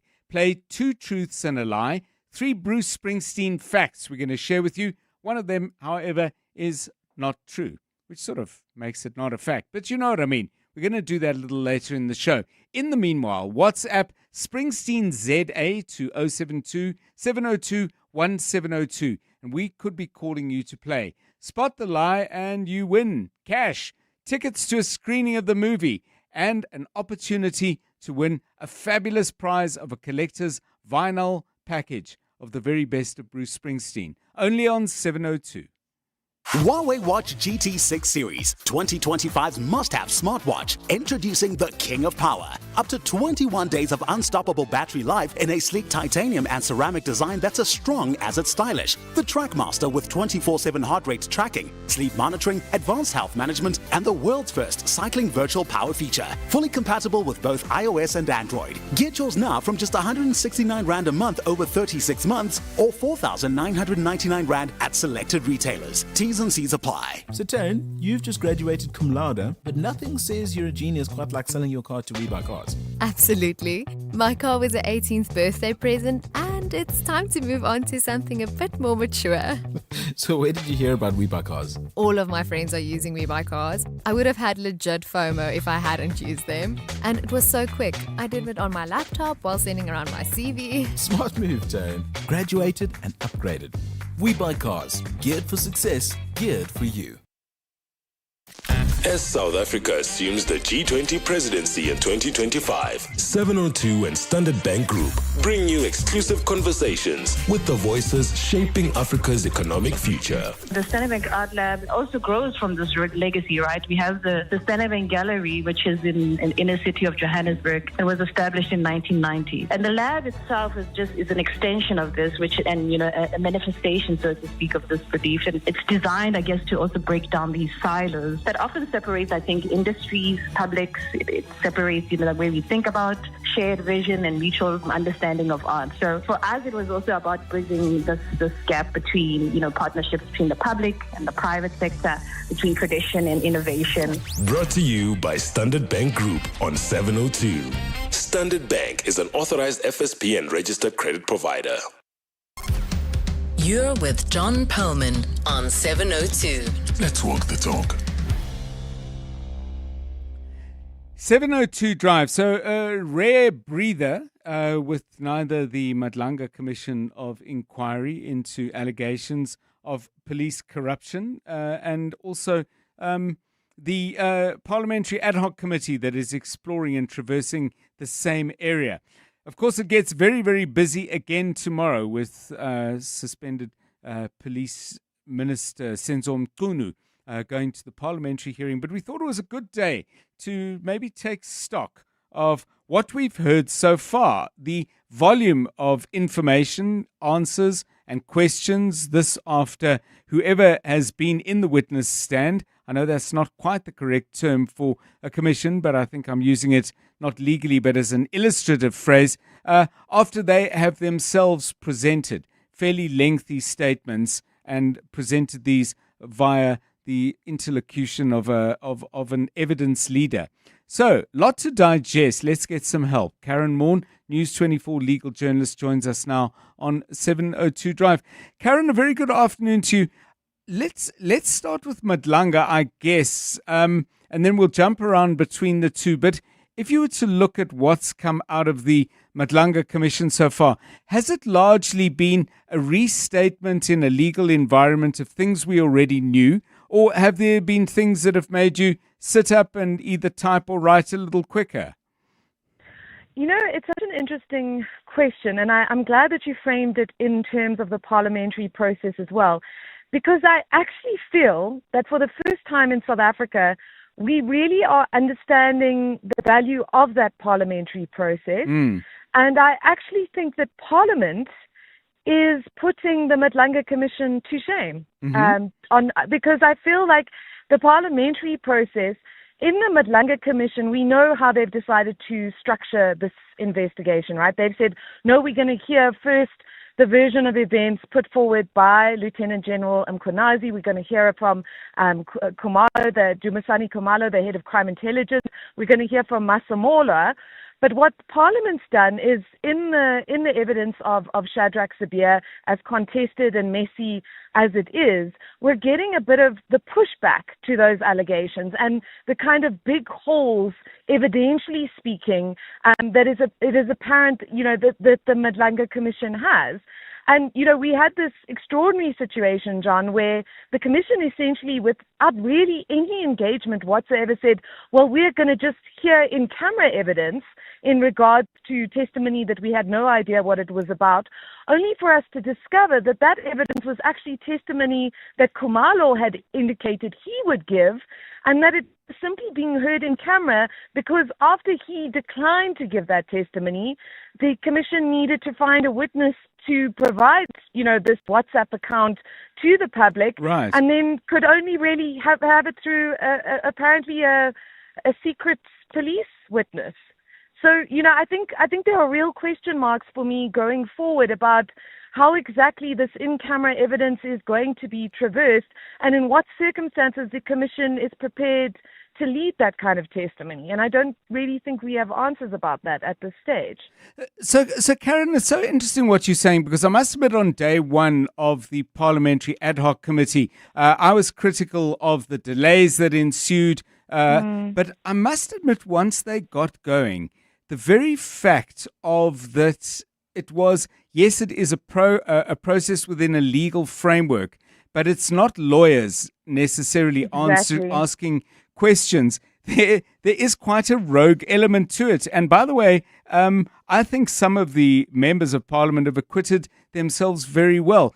Do you think the difference between the two is in process, or do you think it's in personnel, or maybe a mix of both? I think the crucial thing is that this is not a one-sided affair. Yes. And I think that the value of Parliament is the value of South Africa itself. We are a contested political environment. There are people coming at this thing from very differing perspectives and very overt agendas, which they articulate over and over again. But be that as it may, there has been valuable questioning from some of the MKP members. There has been valuable questioning from DA MPs. There has been valuable questioning from EFF, from Leanne Matthys, from Julius Malema.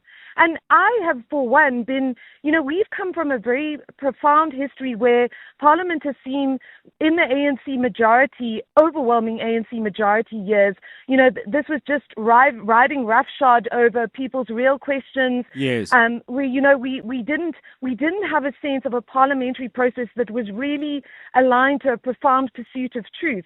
But in this much more contested political space that we have now, I really feel far more comforted by that parliamentary process than I do from sitting in the Madlanga Commission, which up until now has really been about a particular, police factions, Yes. viewpoints and unhappiness is about certain things rather than an overall sense of a contested search for what is actually going on here, which obviously has interest for all of us as South Africans because we want a functional law enforcement and justice environment.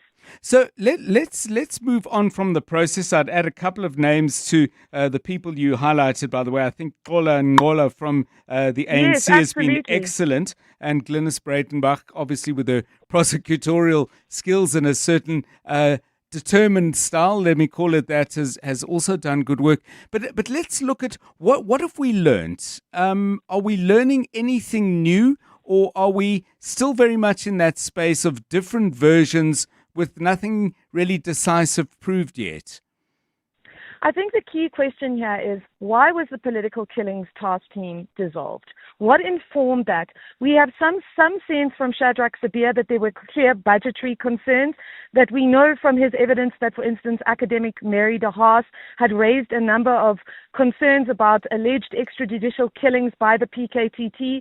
There has been a sort of wide dispute over the success of that team. On the version given by Lieutenant General Mkhwanazi, it had a 35% conviction rate. I think there was another academic, Jean Redpath, wrote a story where she said some of the submissions made by Khumalo in Parliament that conviction rate was actually something like 17%, that it in fact was not as effective as it was made out to be. Essentially that this is really about this dispute over the criminal case against Dumisani Khumalo, who has now absented himself from the commission after an alleged health incident, which again, there's been zero transparency about the circumstances of that. And really where, we have major question marks over what informed the PKTT to this end, and that's going to be really have to be dealt with by former minister, suspended Minister Mngunu.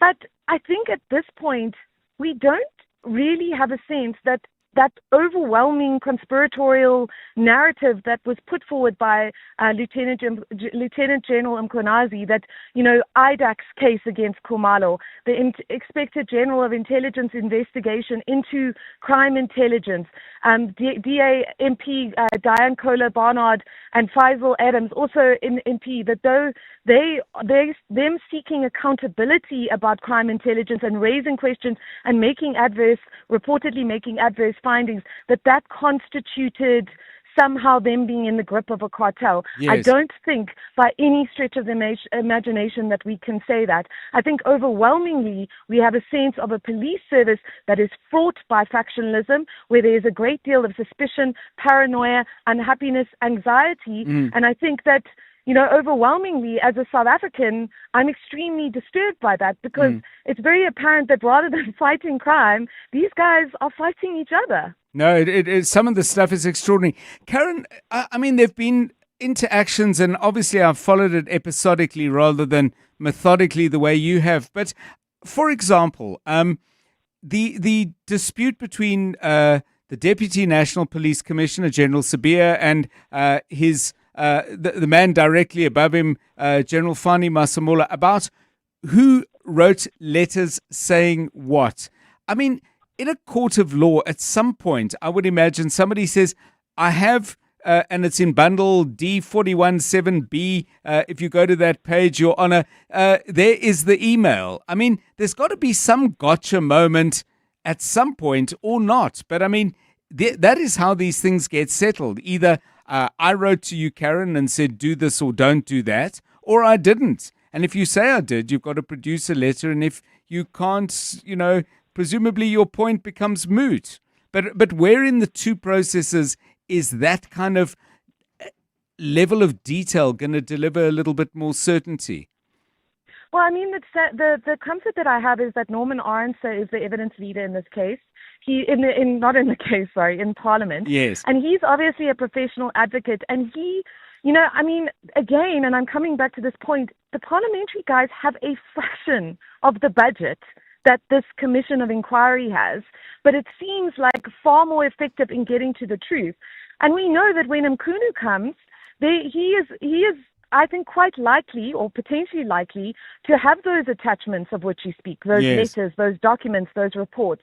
He has come under incredible criticism for an alleged profound lack of consultation, which included him not, there was no engagement with the MPA about the dissolution of the PKTT in circumstances where the head of the KZN MPA is saying, we felt that this team was extremely effective and we were extremely unhappy about this dissolution. So he's going to, when he goes to Parliament tomorrow, really substantively have to address that. At this point, we have no substantive evidence from either of these processes that he in fact did anything for Kat Matlala, and whether his biggest issue is, why did you say you didn't know Brown Mkhotsi and then subsequently say that he was your comrade? Why was there discrepancies between that? What was your relationship with this man? But if he comes to this inquiry and says, I had my own very legitimate reasons for wanting to dissolve the PKTT, and here they are, I don't know that it's really going to do much to substantiate this narrative that he was somehow caught in the thrall of a criminal syndicate. For me, the bigger questions are about Becky Cele. Becky Cele, of course, is the minister under whose watch that 360 million rand police health services tender is given to Kat Matlala. Mkhunu, we know from Masamola's testimony, is the man who 4 days after that News 24 expose about Kat Matlala as a Tembisa, kingpin beneficiary, saying that I need this investigated. Which ultimately leads to the cancellation of that tender. And we see from the WhatsApp messages how absolutely unhappy Kat Matlala is that this person that he thought he was allegedly bribing and giving all these benefits to is now turning on him, on his sense, in that way. Right. So there are big gaps, evidently, if you're going to make a case for corruption, that do not make sense. And I think Mkhunu's testimony is going to be key to answering or maybe widening the big questions when he takes the stand at Parliament tomorrow. Thank you so much, Karen Morn. We covered a huge amount of ground. We're going to have to do this all again in a couple of weeks' time, because tomorrow, as she was mentioning, suspended Police Minister Senzo Mkhunu will be at the Parliamentary Ad Hoc Committee. 29 minutes past 4. EWN Business. Stephen Curtis, a very good afternoon to you. Afternoon to you, John. It's just extraordinary what's going on, really. Yes, it really is. The JSE All Share up 0.38% at 111,294 points, as gold has gone past $4,200 for the first time. Next up, suggests some analysts, $5,000, John. Financials are up 0.21%, industrials are up 1.02%, and resources up 0.08% on the day. Resources just have nowhere to go. It is that simple. They put so much money into gold shares. There's just nowhere to go. They're also getting quite expensive. Perhaps the big story, though, MTN up 6.58%, John. I made an inquiry or two. There's no news about MTN, but there's a little bit of news about Nigeria. Nigeria matters to MTN. It does seem that as their macroeconomic framework's looking a little better, that's making MTN look better, and that's helping MTN. Essentially, Nigeria will have more foreign exchange. That means MTN would be able to send dividends back home. So they're up 6.58%. Richmont's up 5%. Exaro is up nearly 3%. And Capitec is up 2.88%, while 91 is up 1.92%. And Woolies is up 1.63%. Harmony, the gold miner, they are up 2% on the day. Karoo is down 9.84%. They're the security technology company. They confirmed earnings per share are up by 13% year on year in the second quarter of the year to the end of August. Their CarTrack subscribers are up 15%. Subscription revenue is up 21%. So they'll be disappointed with how investors are responding to that. GrowthPoint is down 5.5%, and Fortress is down 5%, while AVI is down 4.41% on the day. In the US, the main indices have opened higher. There have been solid results from major banks. There's been a good quality quarterly result from ASML, the chip maker. The Dow Jones is up 0.9%. The Nasdaq is up 1.18%. The S&P 500 is up 1.02%. The gold price extraordinary, $4,209.18. Platinum, $1,659.03. Brent crude, still weaker, John, $62.49. And the rand to the dollar, strengthening a little bit after yesterday, 17.33 to the euro, 20.14 to the British pound, 24.15. Gosh, buy gold. Stephen Curtis, EWN Business. Thanks, Stephen. 27 to 5 news time. Here's Khumotso Modise. Thanks, John. Good afternoon. A parliamentary inquiry into malfeasance at the Road Accident Fund has questioned contradictory evidence about direct claims without the use of a lawyer. Last week, the RAF officials said they were encouraging claimants whose cases are resolved or unresolved to come forward to be helped directly and to clear the backlog. But the RAF's communications head, Macintosh Bolela, has today told the inquiry that he has expressly told claimants not to lodge a claim without a lawyer. Bolela is one of two communication and marketing officials who've been appearing before Parliament's Standing Committee on Public Accounts. Lindsay Dentlinger has more. In light of the turmoil at the Road Accident Fund, communications head Macintosh Bolela says he does not believe media campaigns and messages about the fund and road safety can be considered false advertising. Our advertising is not based on our values. We are basing our work on trying to empower people to how to reach us, how to claim.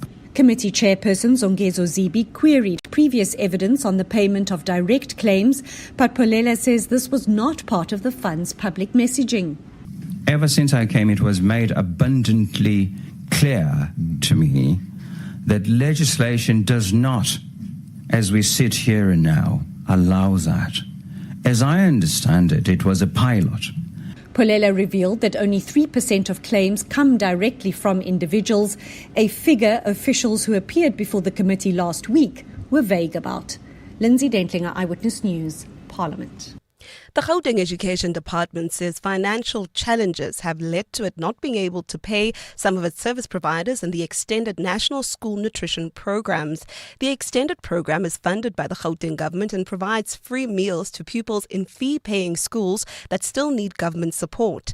At a media briefing in Johannesburg today, Education MEC Madume Chilwane said while they have not been able to fund the extended program for months, the nationally funded program remains operational in poorer schools. This provisionally funded program ensures that identified learners in quintile 4 and 5 schools, particularly those from disadvantaged communities neighboring the schools, also receive daily nutritious meals. This step was necessary to uphold the department's commitment to equity and learner well-being. We remain committed to clearing all outstanding payments and ensuring that service providers are supported to continue their vital work.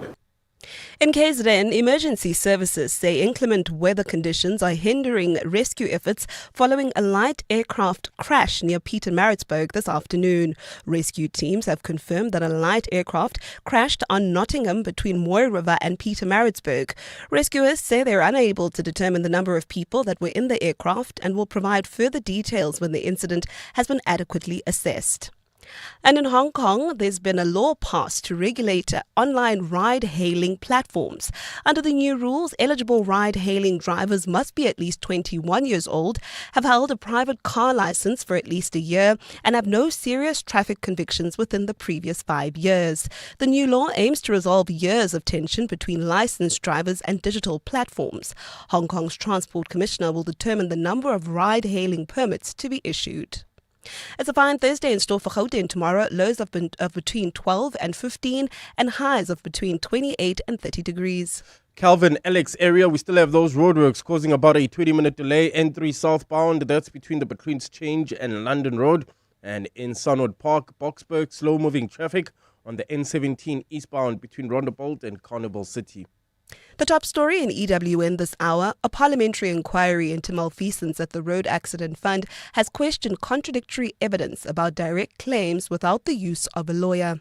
702 Afternoons with Relebogile Maboja, 1 to 3 p.m. A Rolex in this day and age in Cyril's economy, is it still a reality? Yes, for many clients it is. In terms of it being used as an asset, where does it measure up in relation to property portfolios and property? Well, what's quite interesting is this concept of watches as an alternative asset, which has been making the rounds after some Swiss studies have shown that has actually outperformed in general the property market in many cases. So many people are starting to realize that there is quite a lot of value in these luxury assets, and particularly watches. Co-founder of Luxity, Michael Zahariev. 702 Afternoons with Relebogile Maboja. Let's walk the talk. Celebrate the diverse musical expressions that connect us across borders, languages, and cultures, honoring ancestral sounds that have echoed across the continent for generations. You can do this at Nyrox Sculpture Park in the Cradle of Humankind on Sunday the 2nd of November. Good Neighbours is a dynamic gathering of African artists, both emerging and established, exploring indigenous instruments, layered harmonies, rhythms, and innovative interpretations of traditional sounds, featuring Amadodana Asiwesile, Zawadi ya Mungu, and Silent Ngo, among others, as well as MC Loisa Gola. Limited tickets are available from nyroxarts.com. Nyrox is a private, not-for-profit foundation to benefit the arts. All income is used to maintain the grounds, the artist residency program, and artist support. Smart Steve from Momentum, hello. Smart Steve, my daughter just turned 18, right? And now she's got a license and a boyfriend. You're worried about her safety. With Momentum Safety Alert, she can access help 24/7. Is that the emergency response version of Curry in a Hurry? For sure. She can get help at the touch of a button for free. Free? For all that and all? Visit momentum.co.za or call 0860 006 784. Momentum Insure, keeping you safe on your journey to success. Momentum Insure is an authorized non-life insurer. T's and C's apply. 702 WhatsApp John on 072 702 1702. Good afternoon, Dr. John and 702 listeners. Regarding the effectiveness of the PKTT, I think those that say it's not working, they must respond to why is it being requested to assist even in Gauteng, and also to assist when there was a murder at Fort Hare University. So to me, it might mean that it's effective. That is why it's being entrusted with such assignments. Secondly, if you were to ask the public, South African public, in terms of law enforcement, I think majority of them will tell you that they see justice being done and police doing their work more in KwaZulu-Natal than here in Gauteng. Thank you. John, when you're crossing the border with a vehicle, there's a department that clears the car, where you've got to produce all the papers for the car and the letter from your insurance. They check the disc to see if the engine is corresponding with what's on the disc. So that's where they can see that the car is not roadworthy. Yeah, thank you. I mean, those are good points. And the questions around the PKTT, thank you for those as well. Very pertinent. Keep your comments coming, please, on 072 702 1702. It's 19 minutes now to 5 o'clock. EWN Sport. Anthony, a very good afternoon to you. What have you got? Yeah, good afternoon, John. We still start with Bafana Bafana as they've qualified to play at a fourth FIFA World Cup, a first one since hosting the event in 2010. That's after they finished top of their qualifying group. Their return to the tournament comes following a comprehensive 3-0 victory over Rwanda Tuesday evening and Nigeria's 4-0 victory over Benin. Coach Hugo Bruce admitted the chorus of nations calling for a points deduction for fielding Tebogo Mokoena when he was ineligible earlier in the qualifying campaign had raised doubts in them booking a spot in the North America showpiece. Very difficult situation. And a certain moment, month ago, I thought, no, I didn't think it, but I was sure that it was one against everybody. It was one against everybody. South Africa against all our opponents in our group. Because there were things happening. I'm very sorry, but that is not right. But we resist and we believed in ourselves and we achieved it. Switching to cricket now, the Proteas captain Aiden Markham says Pakistan's opening day 313 runs will be something they study.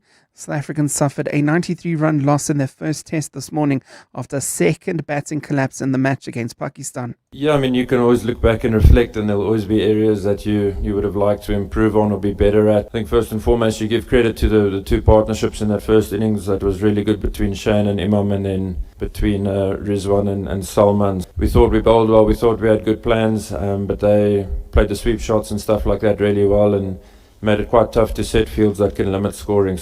Second test set to start next week, Monday. F1 constructor Mercedes confirmed their driver lineup will be unchanged in 2026, with George Russell and Kimi Antonelli keeping their seats. Reports earlier in the year had linked four-time world champ Max Verstappen with the switch from Red Bull, but it turned out to be nothing but noise after he confirmed he'd be staying put. And in tennis, home favourite Naomi Osaka fought her way into the Japan Open quarterfinals, beating Suzanne Lemons 7-6, 3-6, 6-2.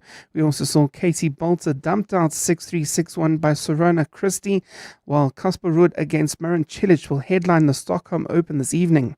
Anthony Teixeira, Eyewitness News Sport. EWN Traffic. Right, let's get out onto the roads one more time at 17 minutes to 5, and this EWN Traffic is brought to you by Cars.coza. Let's find what moves you.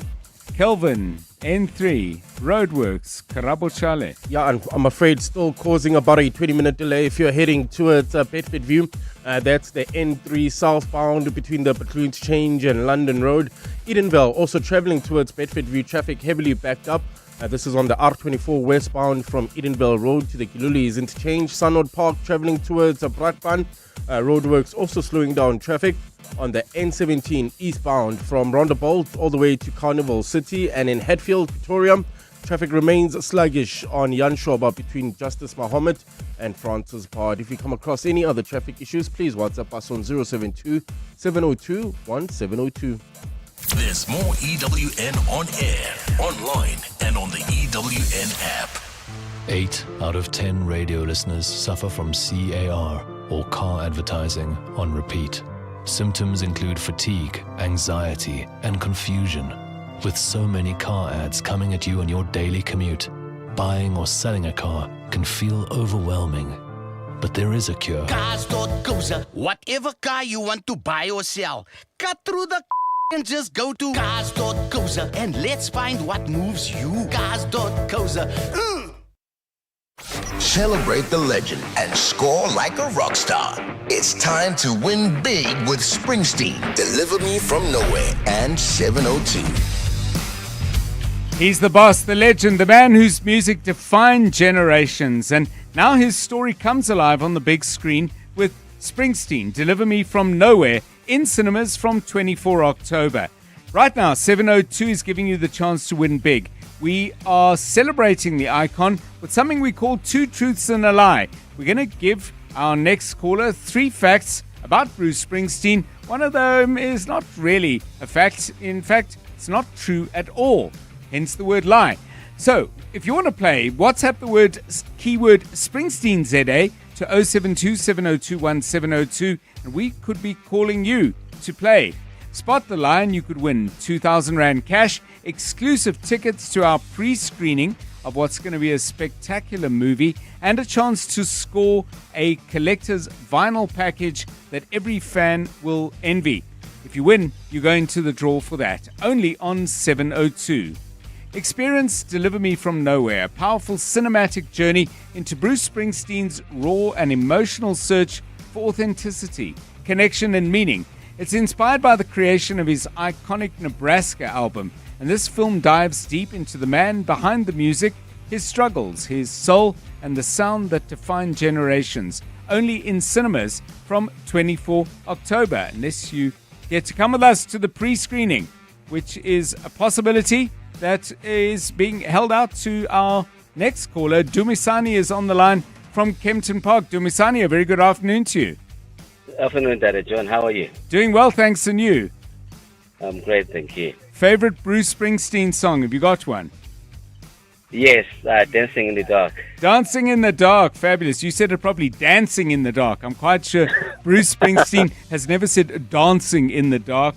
I will try and improve my delivery. Okay, so Dumisani, you know what you got to do. You're going to play something called Two Truths and a Lie. I'm going to give you 3 facts, statements. 2 of them are true and 1 of them is a lie. Listen to all 3, and if you spot the lie, then you're going to win some cool prizes. So ready to go? Yep, let's go. Okay, here are the 3 facts. His band is called the E Street Band. He once performed at the Super Bowl halftime show, and Bruce Springsteen has never played a live concert. The first one is a lie. No, the last one is a lie. He's never played a live concert. Oh no! Oh, bad luck, Dumisani. We were hoping to offer you some terrific prizes, but thanks for playing, and keep listening to the music of an absolutely wonderful musician. Now, I did ask Dumisani for his favorite Bruce Springsteen song, and he said Dancing in the Dark, which is a really, really terrific piece of work. But yesterday I asked people to name 5, because earlier in the day, and you might have missed it, you can find out for yourself, by the way, just Google Bruce Springsteen, Stephen Colbert, where the late night show host in the United States asked Bruce Springsteen to pick his best 5. Born to Run was the first that came out, Racing in the Streets. I can't remember the other 3. But what I got from some of you was a list of your favorite 5, and one of them was included the song Blinded by the Light, and that was sent to us by Suresh. Now, Blinded by the Light is a fabulous song, and it went to number 1 in the United States, right to the top of the Billboard 100. There's a slight catch to all of this. Let me play it first, and I'll tell you what the catch is.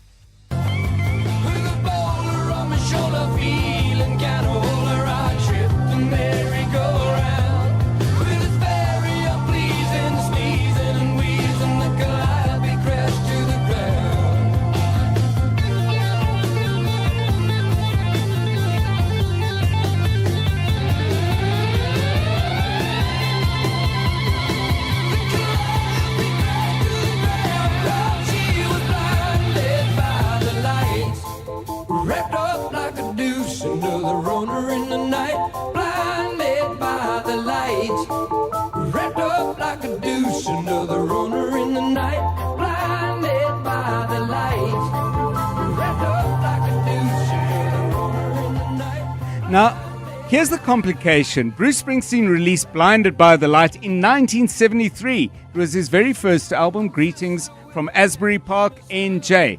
The problem is it went to the top of the Billboard Hot 100 in 1977. So, what happened there? Well, here's the thing.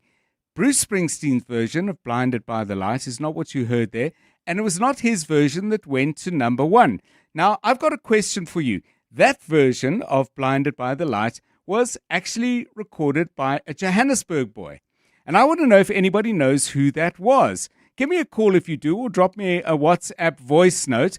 Blinded by the Light was taken to number 1, and the fabulous keyboards there, by the way, were played by the person I'm talking about, by somebody who grew up right here in Johannesburg, studied music at Wits University. A place that many of you know and probably studied at yourself. By the way, if you went to Wits with him, please give me a call. But I'm not going to give you his name yet, because I want to see if anybody knows. Drop me a note or give us a call on 011 883 0702. We'll talk about that just now. You're with John Perlman on 702. Let's walk the talk. While people are just scratching their heads or setting out on Google to try and find out, it's a lovely story, by the way, and I'm looking forward to sharing the details with you. Let's do what we do at this time every Wednesday. It's what we call Minding Your Money. And today, with Paul Rulofso, we're going to engage with something that I think is very, very interesting. AI is everywhere, and presumably AI has the capability of offering you financial advice or helping you navigate some choices about what to do with your money. The big question is the advice you're going to get going to be any good? Because arguably AI has never met you, whereas my next guest, Paul Rulofse, certified financial planner, actually talks to the people he gives advice to. Paul, a very good afternoon to you. AI and money, does it mix and does it mix well? Good afternoon. Hi, John. Yeah, you know, I had to do this. I talk to my AI often, and we strategize and journey through certain tasks and responses. And I thought I'd just have a conversation with it once. And I said, "Oh, how well are you at financial planning compared to myself? And you know, is there still a space for me one day as a financial planner? What are your views?" And I fed it in some information. I said, let's explore financial planning and AI. And is it going to replace humans one day?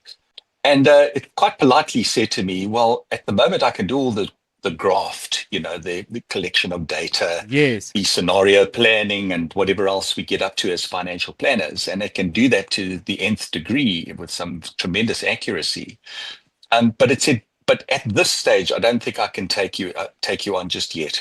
We're not quite ready. I'm not quite ready yet, because there is still the human element in the financial planning process, which is needed, and I don't think I'm quite ready there. So it was very honest with me. Yes. But it didn't close the door into the future. It came back and said, well, it's not yet.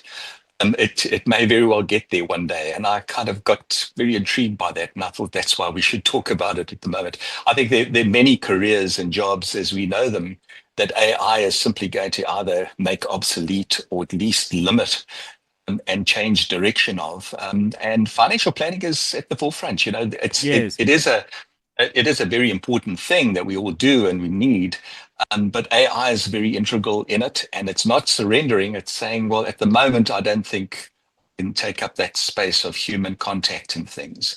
But the question looms, what's going to happen in the future? Yeah, it's very interesting what you're saying, Paul, because if while you were talking, I was just thinking of a kind of my own timeline in things. When I was growing up, people who were on the stock exchange had brokers, and it was a world that I couldn't even contemplate. And then and this is probably spanning a few decades now, suddenly you could trade for yourself, you could do it online, you could get advice online, and you could join stock picking subscriptions, and all that stuff was out there and has been there for a while. Do you think a lot of people are saying, listen, I've kind of been doing it for myself anyway, AI is just a tool? If people are drawing that conclusion, are there some pitfalls they need to watch for? Because AI depends very much on what data it's getting in, doesn't it?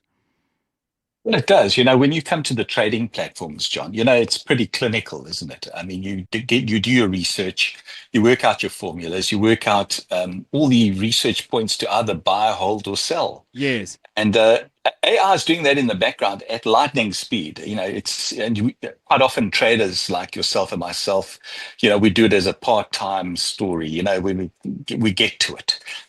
It can do this 24/7 and come up with tremendous accuracy. And so we can't directly compete with that in terms of time.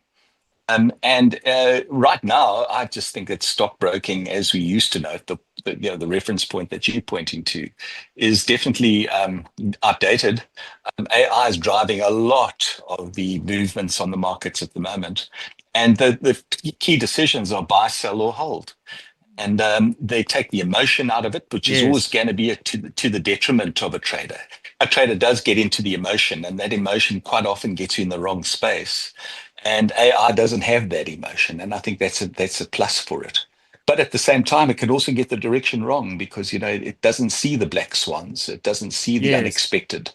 And, it could trend you upwards and set you up for a quick fall as well. So it's got to prove itself over time. But even in that space, coming back to how it's affecting financial planning, is that it's very integral. We've spoken already about how it's involved in SARS. It runs our tax system quite comfortably. And here it is. I'm talking in my space about a financial planner. Yes, I'm still going to hold on to relationships and trust and all those other things that are very essential in setting up a good financial plan. But AI didn't succumb to that. It said, look, at the moment, I can do all the other graft. But maybe in time to come, it's going to develop it. And John, I heard about it. I don't qualify it yet. But there's even a digital actor out there, I think, in Hollywood at the moment. That's like an avatar that's now going to be the next best recipient of an Oscar. They're making a movie out of digital things. So I don't know. Maybe we'll have an opportunity to select a financial planner avatar, and you can give it all the kind of characteristics that you would like to deal with. And then one day, sometime, we might change over and say, well, look, I trust this, let's go. But that's still to come. I think at the moment, it's quite a consideration to take hold of. Thank you so much, Paul Roelofse, who's definitely not an avatar. Paul back with us at the same time next Wednesday, where we once again help you with minding your money. In the last 24 hours, this is what's happened in your world. Shadrack Sibiya confirmed that there's no love lost between him and KZN Provincial Commissioner Nhlanhla Mkhwanazi during his 2-day testimony. Sibiya dismissed a lot of Mkhwanazi's allegations that he was behind a push to disband the political killings task team and interfered in the fight against criminal syndicates in Gauteng. Sibiya also tells MPs that Mkhwanazi's rise in popularity, especially on social media, could come back to bite them. He says no provincial commissioner would get away with what Mkhwanazi is doing. EWN, in touch, in tune, and independent. Medical care, like music, needs continuity, a steady rhythm and pattern. Patients attended to on time, medication taken as prescribed. Cut the rhythm, and it falls apart. Right now, global funding cuts are restricting access to healthcare. With your support, Doctors Without Borders can continue to provide medical care to communities worldwide. Because medicine, like music, only works when uninterrupted. Doctors Without Borders, we go there. Business Outsurance are experts in business insurance for real estate agencies, law firms, computer services, and more. Jacqueline? We saved a lot of money when we switched over from another insurance company to Business Outsurance. We've had some claims and they were friendly and efficient and paid out when they promised. Switch to Business Outsurance and you could get a massive 20% discount on your business insurance premium. Visit outsurance.co.za. Switch and save today. Licensed insurer and FSP. TCs and information online. Step up to the plate and hit it out of the park. The Major League Baseball season is upon us, and Hollywood Bets is giving you a chance to swing for the fences. The marathon of excitement is packed with storylines and rivalries that keep fans hooked from the first pitch to the last out. The iconic American sport is renowned for its intensity, and this is the golden opportunity for South African fans to bet on baseball and win big. Hollywood Sportsbook is a licensed betting operator. No persons under the age of 18 years are permitted to gamble. Winners know when to stop. South African Responsible Gambling Foundation toll-free counselling line 0800 006 008 or WhatsApp help to 076 675 0710. 702. Call John on 011 883 0702. So Bruce Springsteen wrote Blinded by the Light, but he never took it to number one. Somebody else did. Somebody who was born in Joburg. Keith in Athol thinks he can tell us who. Good afternoon. Hi, John. How you doing? Doing well, and you? All right, thanks. Manfred Manning's Earth Band. Yeah, Manfred Mann's Earth Band is absolutely right. Thank you, Keith. Born Manfred Lubowitz in Johannesburg, immigrated to the UK in the early 60s, was a jazz writer, a pianist, formed the band, and hit the heights with a Bruce Springsteen song. It's 5 o'clock. This is EWN. Rescue operations underway in KZN after light aircraft crash, and Ramaphosa extends condolences to Raila Odinga's family. Good afternoon, I'm Khomozo Modise. Rescue efforts are continuing in KZN after a light aircraft crashed this afternoon near Pietermaritzburg. Emergency teams have complained that inclement weather conditions are hindering rescue efforts as search continues for the pilot and any other passengers on the aircraft. While details remain sketchy at this stage, EMS teams have confirmed the incident occurred on Nottingham between Moy River and Pietermaritzburg. A rescue operation is ongoing. Education Quality Assurance Body Umalusi has approved and verified the registration process for this year's matric exams and those at TVET colleges and other higher learning institutions. The approval, however, does not include N3 engineering studies, which are yet to be verified by the Higher Education Department. The body briefed the media earlier today on its state of readiness ahead of the exam period. It also assured that students who qualify for special support will be catered for in line with official rules. More than 1 million candidates are expected to sit for the upcoming examinations at about 9,400 examination centres across the 4 assessment bodies. The lawyer representing crime intelligence boss Dumisani Khumalo and his co-accused believe his clients are being prejudiced. This follows a court decision to postpone a matter where the trio is seeking a relaxation of their bail conditions. The group is facing fraud and corruption charges over the appointment of an allegedly unqualified person to serve in a specialized division within crime intelligence. Oren Singh has more. Zandile Mshololo, representing crime intelligence officials Dumisani Khumalo, Precious Madondo and Josias Lekalakala, claims they are being prejudiced as they have been waiting 2 months for the issue of their bail conditions to be addressed to no avail. Mshololo addressed the Pretoria Regional Court this morning where the trio appeared. From day one in August, when they firstly approached this honorable court for their application to have the bail condition that is preventing them to go back to work and be able to execute the duties in terms of the SAPS that are empowered on them. There has been an unreasonable delay up until today. The trio will have to wait until an application to review the decision of Magistrate Vusimusi Mahlangu recusing himself from hearing the matter is finalized. Arun Singh, Eyewitness News. Please note the following story contains disturbing details. A distraught Joburg mother says all 3 of her sons have allegedly been molested by a former St. John's preparatory school teacher who's facing a slew of sexual assault charges. The 52-year-old appeared before the Johannesburg High Court today for a pre-trial. He faces 25 charges in total for sexual assault, grooming and child abuse. The woman whose children are alleged victims of the former teacher says the violations on her son happened between 2005 and 2013. The siblings are among a dozen other boys who've laid similar charges against the 52-year-old. Jabli Lambata has more. The mother of 3 says the alleged sexual assault of her children began when they were aged 5, 9 and 12 respectively. She says it was only in 2021 when her eldest son turned 24 that he reported the sexual allegations. She says her son revealed that the teacher molested him at a camp in the northwest. The confession led to more victims speaking out about incidents happening at various locations during school outings. So it was rock climbing, water polo, and then also hockey incidents and pastoral care. So we trusted him with our children, given that was his role at the school. The 52-year-old man was arrested in 2021 and released on 10,000 Rand bail. His cases from other provinces are being consolidated ahead of a trial in the Johannesburg High Court. Jabuli Limbata, Eyewitness News, Johannesburg High Court.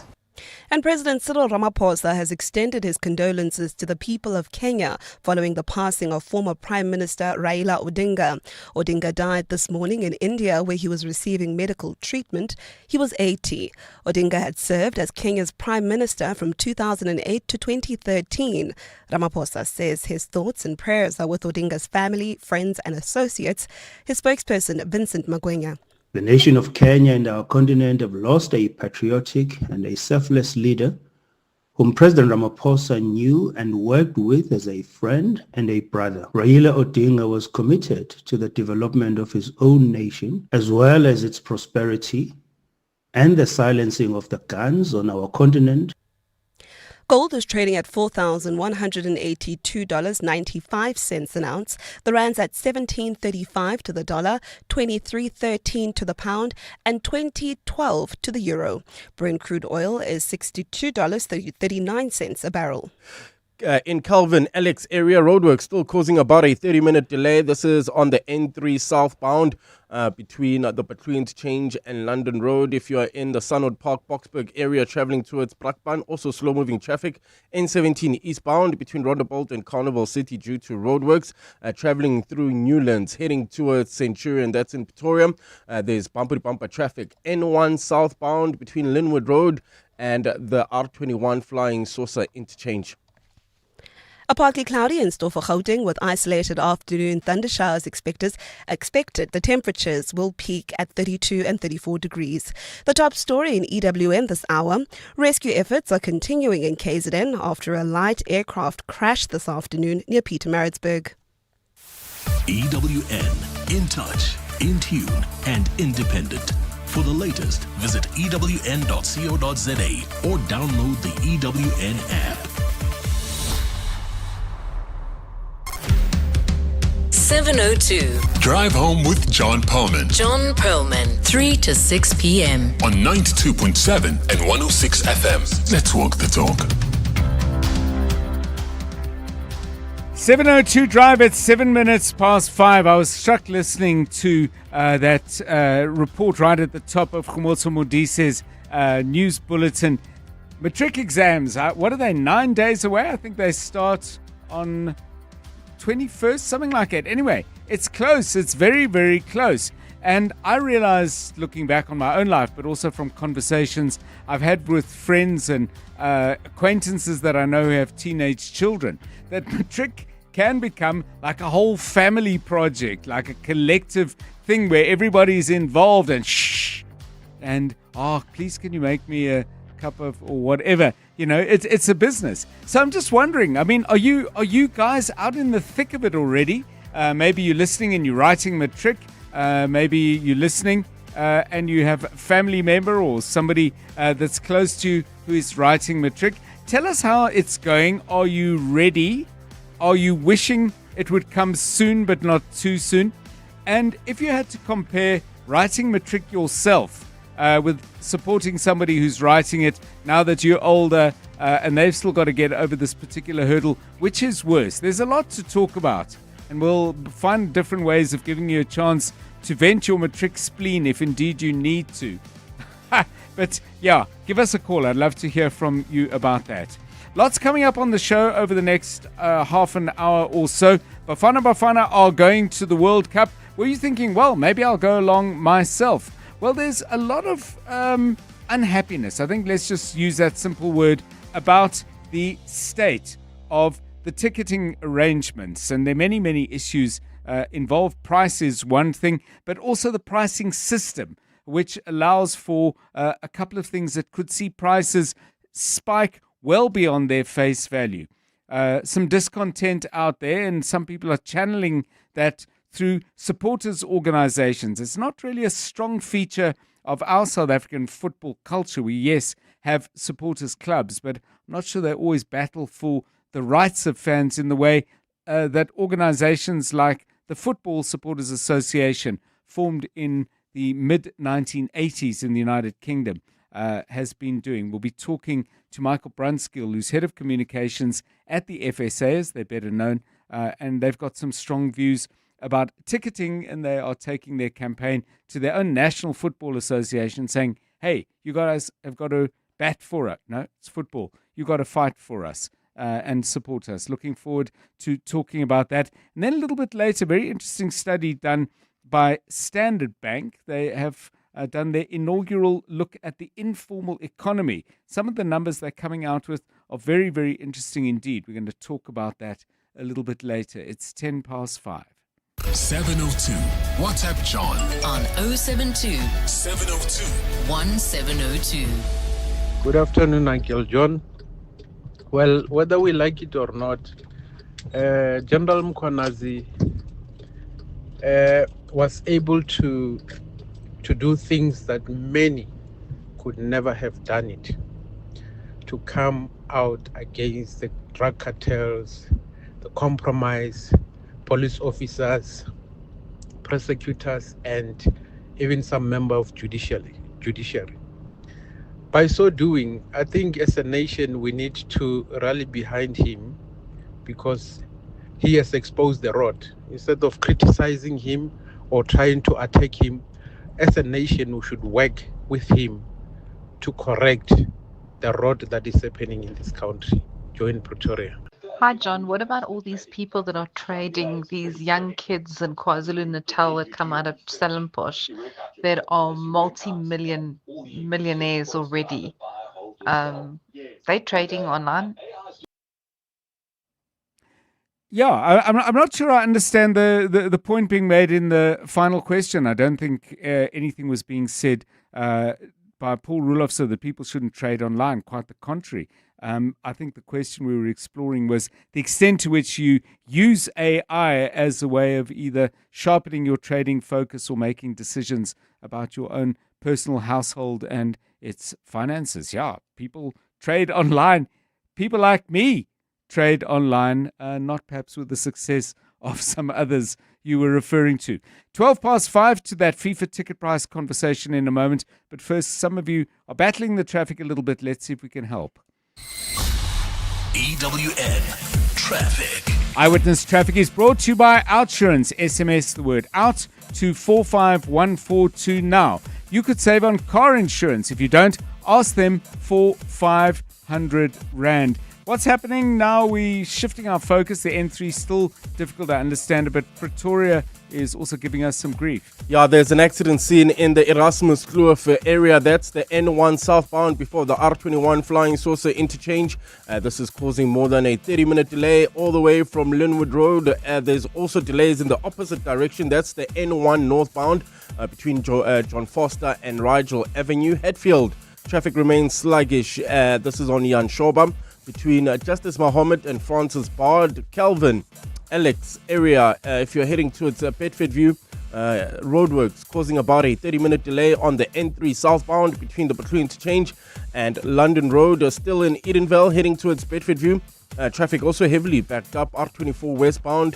This is between Edenvale Road and the Giluli's interchange. And finally, Sunwood Park, Boksburg, roadworks causing heavy delays heading towards Brakpan, N17 east between Rondebolt and Carnival City. If you come across any other traffic issues, please WhatsApp us on 072-702-1702. There's more EWN on air, online, and on the EWN app. Clever late excuse number 95. You spilled beetroot juice and had to go and buy a new shirt. Not very convincing. Fortunately, with the Outsurance pointsmen on the roads, you no longer have to come up with creative excuses for being late. The Outsurance pointsmen easing traffic congestion and getting you there quickly and safely since 2005. Outsurance really means it when they say you always get something out. In proud partnership with 702, show them some love online using hashtag pointsmenlove. Outsurance is a licensed insurer and FSP. You're with John Perlman on 702. Let's walk the talk. 5:15. Well, even though the World Cup is only next year, some first batches of tickets actually went on sale last week, which is giving people some insight into the way in which FIFA is going to handle sales and allocations and most crucially pricing. There is already a lot of unease. This happened before tickets went on sale. A number of people have raised their concerns, including one of the candidates for the position of mayor in the United States. But there is some organized opposition as well. Michael Brunskill is with an organization called the Football Supporters Association. They were formed in the UK in the mid-1980s. He is the head of communications. Michael, welcome, and thanks very much for giving us your time. One of the concerns or issues, areas of concern, is something called dynamic pricing. What is it, and why are many football fans outraged that it's part of the World Cup sales process? Good afternoon to you. Good afternoon, John. How are you? Thank you for having me on. I think in England, what we've seen with dynamic pricing is that it can push up ticket costs to extraordinarily high levels for football fans. Looking at what FIFA have proposed for this World Cup, the prices for the final range from anything from 2,000 at the very cheapest, $2,000, which realistically there'll probably not be many tickets at that price range, but up to sort of $3,000, 4,000, even $6,000. These are just for standard tickets, and it's a massive jump in price on recent World Cups even, and certainly looking back to South Africa, it's a big jump on price into the 2010 World Cup in South Africa. So our thinking, and I think this is supported by supporters groups all around the world really, is that if you're going to market the World Cup as a global thing that the entire planet can celebrate and supporters can travel to this country from around the planet, as they did to South Africa, Yes. tickets should be affordable for supporters who make that journey as well. Otherwise, is it really something you can pretend is a global celebration if all you're saying is, well, we're just going to sell these tickets to the richest people on the planet? Yeah, I mean, I understand because I've read a little bit about that first round of sales that went on, and my understanding is this was a little bit of a dry run by FIFA to see, well, how does this all work and what is the market willing to bear? But apparently there were prices that actually went up literally during the period of sale. I mean, there was no particular argument that could be made with, the demand was so excessive, but dynamic pricing, as I understand it, means if there are enough people bidding for those tickets and you delay the actual realization of an attempted purchase, the algorithm says, oh, let's bump this up and see what we can get. I don't know if I'm understanding it correctly.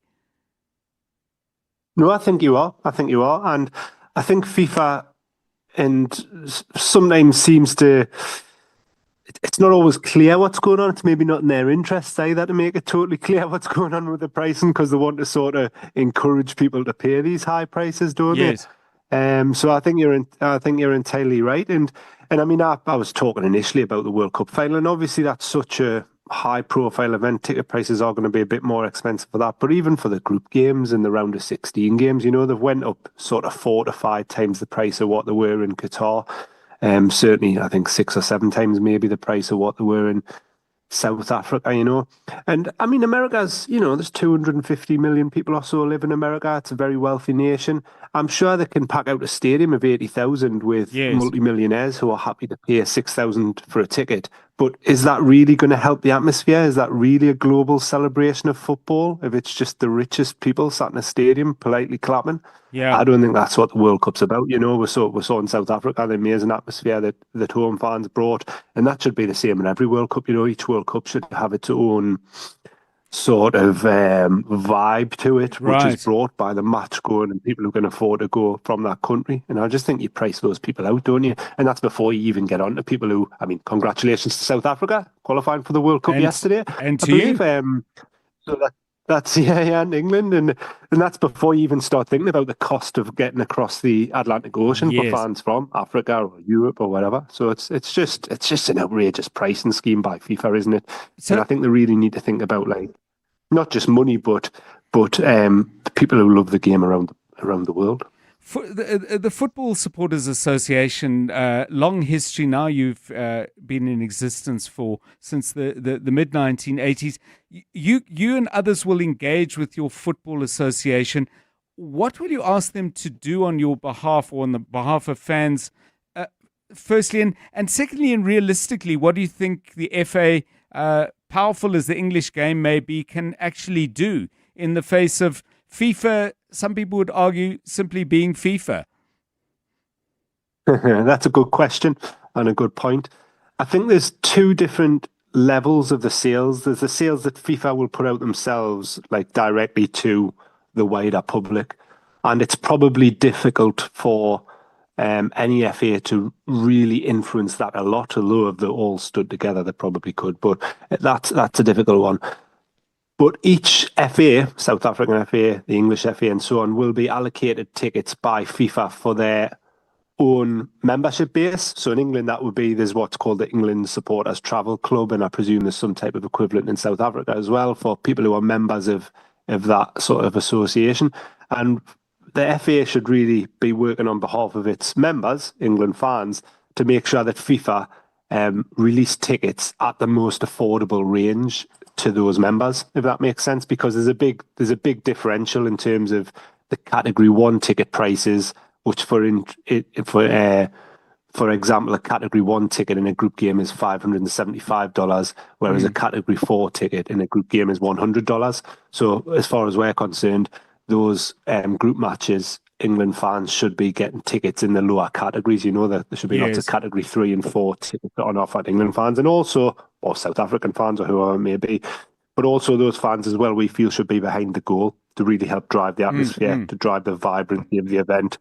Because, I mean, thinking back to Qatar, one of my most striking memories is just how many Argentina fans were there and what a spectacle that made, you know, and it makes all the difference. You don't just want people sort of in suits behind the goal, politely clapping. You want people from the various nations getting behind their team, you know. Indeed, that is the World Cup. Thank you so much. I'm sure we'll talk again. Michael Brunskill is Head of Communications at the Football Supporters Association. And very interesting, I hadn't thought of that, the National FA allocations. Should probably get on to SAFA fairly soon and find out what's going to happen to South Africa's tickets, because, yeah, we want to be sitting, not that I'm expecting to go, but maybe you are, sitting in a group, behind the goal, making as much noise as possible and helping the ball and the team to get over the line. 22 minutes past 5.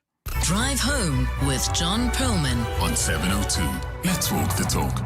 From time to time, we talk about small business on the show. Sometimes it's comments by people in high places saying small business is essential to driving economic growth. Sometimes we get really quite under the skin of the issue and look at what's actually happening in the Kasi economy. Standard Bank has just released its inaugural Township Informal Economy Report. All sorts of insights coming out of that. And to share them, we're joined by Naledzani Musumane, who is at Standard Bank, Head of Enterprise and Supplier Development, Business and Commercial Banking. A very good afternoon to you, and thanks so much for giving us your time. One of the statistics that you've certainly highlighted and jumped out for me as well, nearly 80% of township businesses are unregistered. What are the consequences of that? And is the solution to get them registered, or maybe to change our perception of what registration is? Good afternoon to you. Thanks. Good afternoon, John. So yes, you are correct. Our report found that 80% of businesses are unregistered for tax purposes, so meaning they're not registered with SARS. And the consequence really means that they struggle in terms of getting access to funding, because financial institutions typically don't understand their businesses and are not quite sure in terms of their sources of income. And then access to markets, particularly when we start looking at, your corporate supply chains, your cross-border markets, your global supply chains. The lack of formality really does impact them. One of the other observations that you make, and this is an extraordinary stat, entrepreneurs often face up to 20 similar businesses per community, which invariably squeezes margins and sets up a pretty fierce competition for customers. Is that something that's ever likely to change, given the signal failure of our economy to create other alternatives like jobs? I mean, is that not a reality that's going to be with us and foreseeably so? I think it is possible to change. And yes, you are correct. Many of the businesses that we spoke to were operating in saturated markets. However, there was a cohort of businesses that we spoke to who, once they were very clear in terms of their value proposition, very clear in terms of how they differentiate themselves in the market, were able to see success and growth. Of the businesses we spoke to, we had businesses that had a turnover of between 100,000 and 50 million rand. So these are businesses that are really operating and have a good turnover within their environment. Is it possible to change? Yes, definitely. What we did find is a lot of these businesses need non-financial support. Right. And typically we know once you start bringing in, those non-financial support structures, the business development pieces, the financial management pieces, you start improving the way the SME runs their business. And then they start also identifying potential new markets, potential new sectors or industries in which they can operate within. You must know the expression because everybody uses it all the time. If it's not broken, don't fix it. And I fully appreciate the points you're making about the many challenges these businesses face. But the township economies are growing, and I realize small business extends beyond that perception that it's only in townships. But is there a danger of over-involvement and over-regulation? I mean, do you at Standard Bank have a pretty clear sense of what would be the right amount of medicine? Because clearly you don't want an overdose. Definitely not.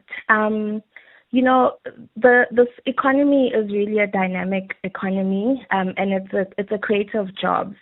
So of the 250 businesses we spoke to, they created over 7,500 jobs, which is immense, right?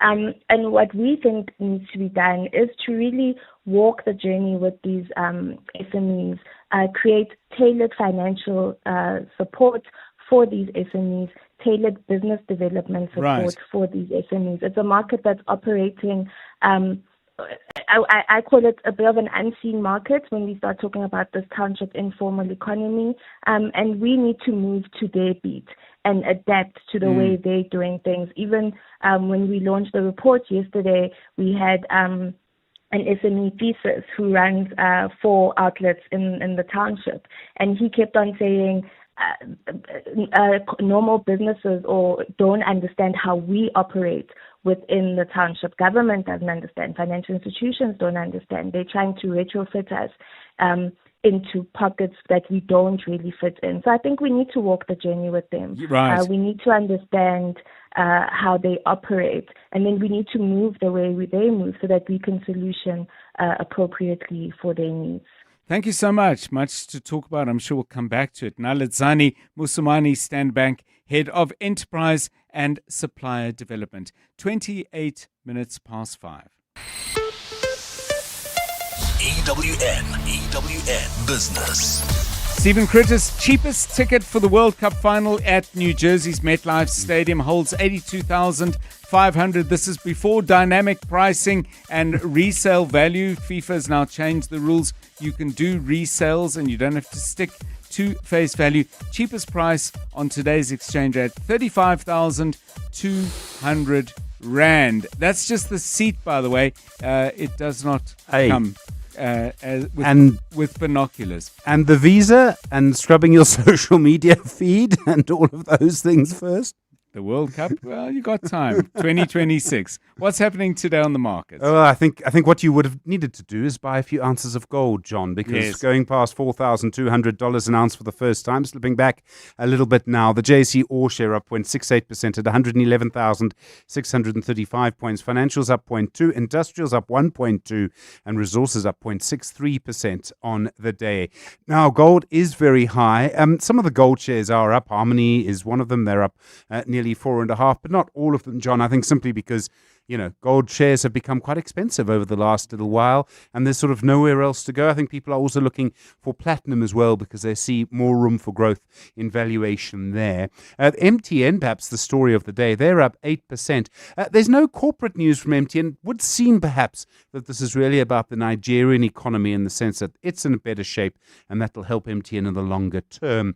The board, the CEO of AECI, Herman Rimmensberger, resigning. That announcement this afternoon. Citing family reasons, the board accepting his resignation, saying his commitment to the company has come at great personal sacrifice. There's an interesting story there. They've appointed the executive vice president for AECI Chemicals, Dean Murray, was the interim CEO, but AECI down nearly 8.5% on the day. Karoo also down at 9.84%, despite what seemed to be quite a strong update. Earnings per share up by 13% year on year. Cartrack subscribers up 15%. Subscription revenue up 21%. Growth Point down nearly 6%, and AVI down 4.45%. In the US, stocks opening positive and staying that way. There have been some positive results. It is sort of results season for the third quarter there. The Dow Jones is up 0.54. The Nasdaq is up 1.3. The S&P 500 is up 0.99. The gold price, $4,198.67 an ounce. Platinum, $1,663.87. Brent crude, $62.17. The rand to the dollar, 17.32. To the euro, 20.15. To the British pound, 23.19. On the Money Show tonight, John, we'll be looking at the latest installment in the soap opera that is The Price You Pay for Electricity. AfriForum getting involved, and that means that this settlement between NERSA and Eskom is now not going to be a settlement, but will actually be contested. And this is, of course, NERSA's mistake on top of NERSA's mistake. And so it just gets more and more complicated and messier and messier. We look at how payments have changed. We're actually speaking to the CEO of the Australian Payments Network about the situation there. And then also we'll be looking tonight at a fascinating company which is really all about supplying transport services rather than the transport. They don't give a company the car, they provide the car and the transport service, and they do it through electricity. Clearly very brave. All of that to come. Stephen Curtis, EWN Business. Thank you, Stephen. 28 minutes to 6. Let's get the very latest breaking news with Khumotso Modise. The Usindiso building fire back in court, I believe. That's right, John. But before that, the KZN Road Traffic Inspectorate has been roped in to manage the flow of the traffic along a route in Pietermaritzburg where a light aircraft is believed to have crashed this afternoon. While details remain sketchy, the Provincial Transport Department says a multidisciplinary search effort is underway. Earlier, emergency teams complained that inclement weather conditions are hindering their operation. Communication with the aircraft was lost on Nottingham between Moray River and Pietermaritzburg this afternoon. It's unclear how many people were on board. The man accused of setting the Usindiso building in Johannesburg on fire has apologized for storming out of court during cross-examination. Last month, 32-year-old Thembiso Mdlalose lashed out at prosecutor Tami Mpekane as he questioned him on his testimony. Mdlalose is currently on trial before the Palm Ridge Magistrates Court for allegedly starting the deadly fire that claimed 76 lives 2 years ago. Alvara Mushwana reports. Thembiso Mdlalose initially admitted to starting the fire at the Usindiso building in the Joburg CBD, which led to his arrest. However, once the trial began, he changed his tune, claiming he was coerced into taking the blame. He later gave another version, saying he lied about starting the fire because he wanted to find shelter in prison. When questioned about his inconsistent statements, Mdlalose abruptly left the courtroom and returned to the holding cells. Mdlalose has told the court today that he is remorseful. I want to apologize for my behavior, for working out. I want to apologize for somehow disrespecting the house and disrespecting you, my lord. Mdlalose will return to court next week. Alfa Ramshwana, Eyewitness News. The Gauteng Education Department has attributed the delayed payment of some service providers for its nutrition program to financial challenges. The Extended National Schools Nutrition Programs is financially funded, or is a provincially funded program rather, that covers fee-paying quintile 4 and 5 schools. It's different to the NSP, which is funded by national government and only covers no fee-paying schools in the quintile 1 to 3. During a media briefing in Johannesburg today, Education MEC Matume Chilwane outlined the nationally funded program remains operational. This provisionally funded program ensures that identified learners in quintile 4 and 5 schools, particularly those from disadvantaged communities neighboring the schools, also receive daily nutritious meals. This step was necessary to uphold the department's commitment to equity and learner well-being. We remain committed to clearing all outstanding payments and ensuring that service providers are supported to continue their vital work. And a ceasefire has been called by Pakistan's foreign ministry after a week of violence with Afghanistan. With Afghanistan. Dozens of troops and civilians were killed today in a fresh round of border skirmishes between the countries, but they've now agreed to a 48-hour ceasefire. Earlier, the Taliban government in Kabul launched an offensive along parts of its southern border in retaliation, prompting Islamabad to vow a strong response of its own. A fine Thursday in store for Gauteng tomorrow, lows of between 12 and 15 and highs of between 28 and 30. Erasmus Park travelling towards Centurion. There's an accident scene. This is on the N1 South before the R21 Flying Saucer interchange, causing about a 30-minute delay all the way from Linwood Road. There's also slow-moving traffic. This is due to roadworks heading towards Bedford View, N3 southbound between the Butler Interchange and London Road. The top story in Eyewitness News this hour, the KZN Road Traffic Inspectorate has been roped in to manage the flow of traffic along a route in Pietermaritzburg where a light aircraft is believed to have crashed this afternoon. Clement Maniatella. Weekday mornings, 9 to 12. 9 to 12. Do you believe that the quality of universities has gone backwards? And I'm asking that because I saw a recent report indicating that only 3 South African universities have secured positions among the top 500 tertiary institutions worldwide. Should we be concerned about this? University rankings, in their nature, they measure different issues, and that does not bother us. I'll give you an example. They measure how many researchers internationally have been absorbed in your system. Now, the question is, do we want that or don't we want that? Is that our main focus? Dr. Petiwe Matutu, the Chief Executive Officer of Universities South Africa. Clements Maniatella. 9 to 12 on 702. Josie is about to bring the heat. The Discovery Vitality Chicken Run, flavoured by Nando's, is happening Saturday, 8 November at 5 o'clock. Go 5K or 10K, run, walk, or just soak up that Josie summer air. Not tough enough if you've ever sprinted for a taxi, dodged potholes, or climbed stairs when the power was out. Your training has already begun. Grab your crew, lace up, and move Josie forward. Find the Discovery Vitality Chicken Run on racepass.com to enter.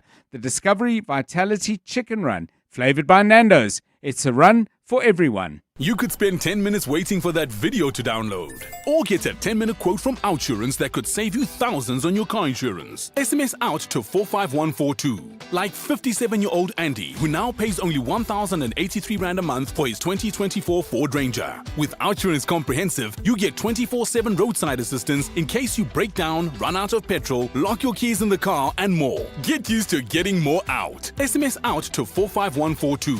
After switching, 48-year-old Felicity now pays only 836 Rand a month for her 2020 Hyundai Tucson. Outsurance will either save you money on your car insurance or give you cash. That's right. If Outsurance can't beat what you're currently paying, ask them for 500 Rand. Make that 1,500 Rand if you've been claim-free and with the same insurer for 3 years. Savings or cash, you have nothing to lose. SMS out to 45142. That's out to 45142. Outsurance, licensed insurer and FSP. TCs and information online.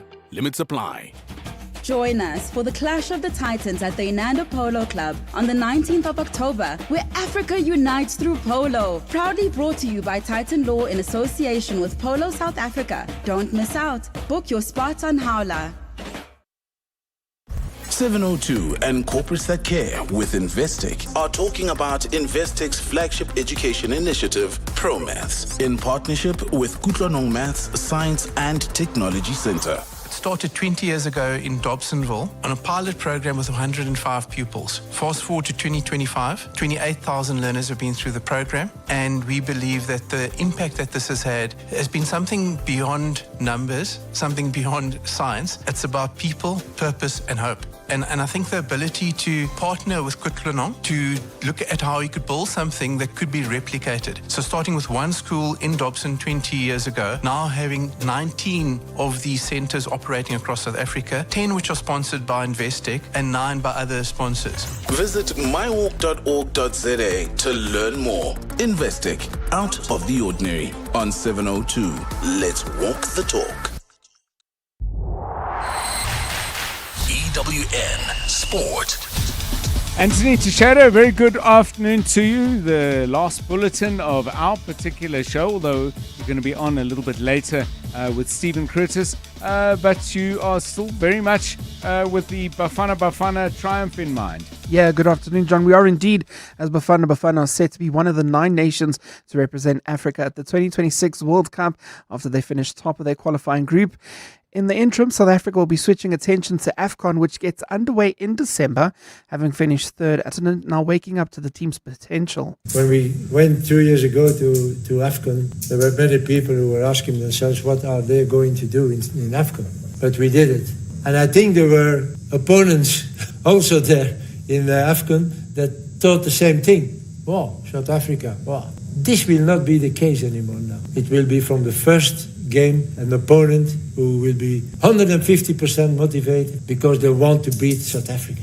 We have to be prepared on that. In cricket, the Proteas are 1-0 down in the Test series against Pakistan. This is after their 93-run loss this morning.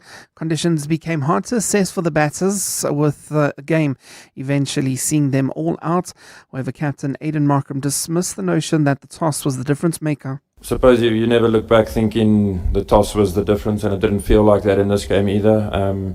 Felt like there were moments where if we got on top and ran with a bit of momentum, it could have been a different result. So I don't want to say that the toss was the difference at all.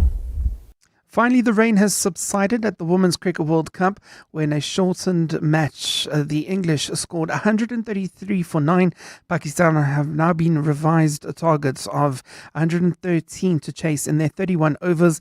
Fatima Sana really was the star performer in that bowling attack as she took 4 for 27 for Pakistan. And Rory McIlroy says he wants to change the narrative around the Ryder Cup and shift it to the Europeans' unbelievable performance in securing only a 5th win in the USA. He says, unfortunately, the fan abuse has overshadowed them retaining the title. Over the last 2 weeks, being able to watch the highlights, just how good the European team were. You know, the Americans would hit it close, we would hit it closer. The Americans would hold a putt, we'd hold a putt on top of them, and it just happened every single time. The unfortunate thing is, it seems like people aren't remembering that. I'd like to shift the narrative a little bit and just focus on how good the European team were and how proud I was to be a part of that team to win an away Ryder Cup. Anthony Teixeira, Eyewitness News Sport. EWN Traffic. 17 minutes to 6. Eyewitness Traffic is brought to you by Outsurance. SMS the word out to 45142. Do it now and you could save on car insurance. If you don't, ask them for 500 Rand. An accident in Erasmus Kloof. Karabochale has the details. So if you're leaving Linwood heading towards the Centurion, allow for extra traveling time. That's in the Erasmus Kloof area. There's that accident scene N1 southbound before the Flying Saucer interchange, and this is causing about a 30-minute delay all the way from Linwood Road. And there's also delays in the opposite direction. That's the N1 northbound between John Foster and Rigel Avenue. Through and Kloof, traffic sluggish on George Storer Road. This is between Petoy and the Fountain Circle. While in Calvin Alex area, we still have those roadworks causing more than a 30-minute delay. N3 southbound between the Battery Interchange and London Road. Marlborough also heading onto the N3. We still have bumper-to-bumper traffic on Marlborough Drive. Those delays stretch all the way to the M1. Edenville, traffic heavily backed up by driving towards Bedford View. That's R24 westbound between Edenville Road and the Gililis Interchange. And in Sunwood Park, Boksburg, we still have those roadworks causing some delays heading towards Brakpan. N17 East between Rondebolt and Carnival City. If you come across any other traffic issues, please WhatsApp us on 072-702-1702. There's more EWN on air, online, and on the EWN app. The Outsurance pointsmen know that every car on the road carries a story. There's a car with a parent shuttling his kids, with a back seat full of chatter, laughter, lunchboxes, and lost shoes. The Outsurance pointsmen know it's not just a car in traffic, it's a regular yet special slice of a family's life. Every story's different, and every story matters. That's why the Outsurance pointsmen have been doing what they do since 2005, in proud partnership with 702. Outsurance is a licensed insurer and FSP. You're with John Perlman on 702. Let's walk the talk.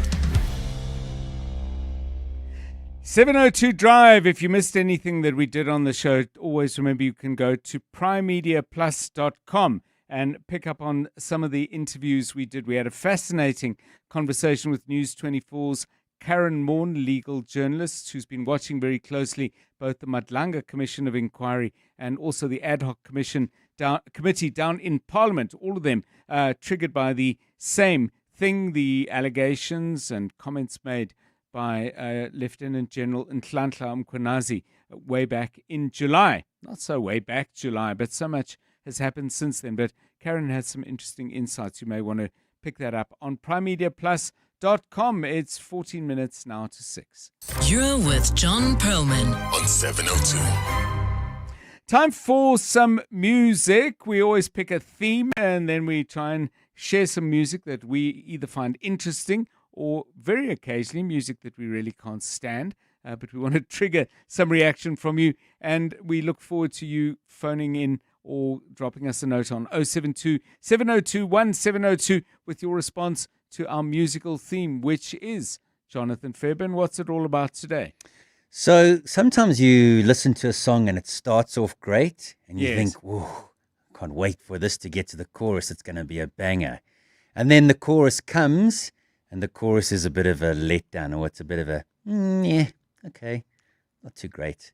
So that's what we're looking for today. We're looking for those songs that are good on either side of the chorus, but when the chorus arrives and is repeated, it's a letdown, and you think, they could have done so much better with the chorus. So to start us off, I've picked a Def Leppard song. Okay. Hysteria.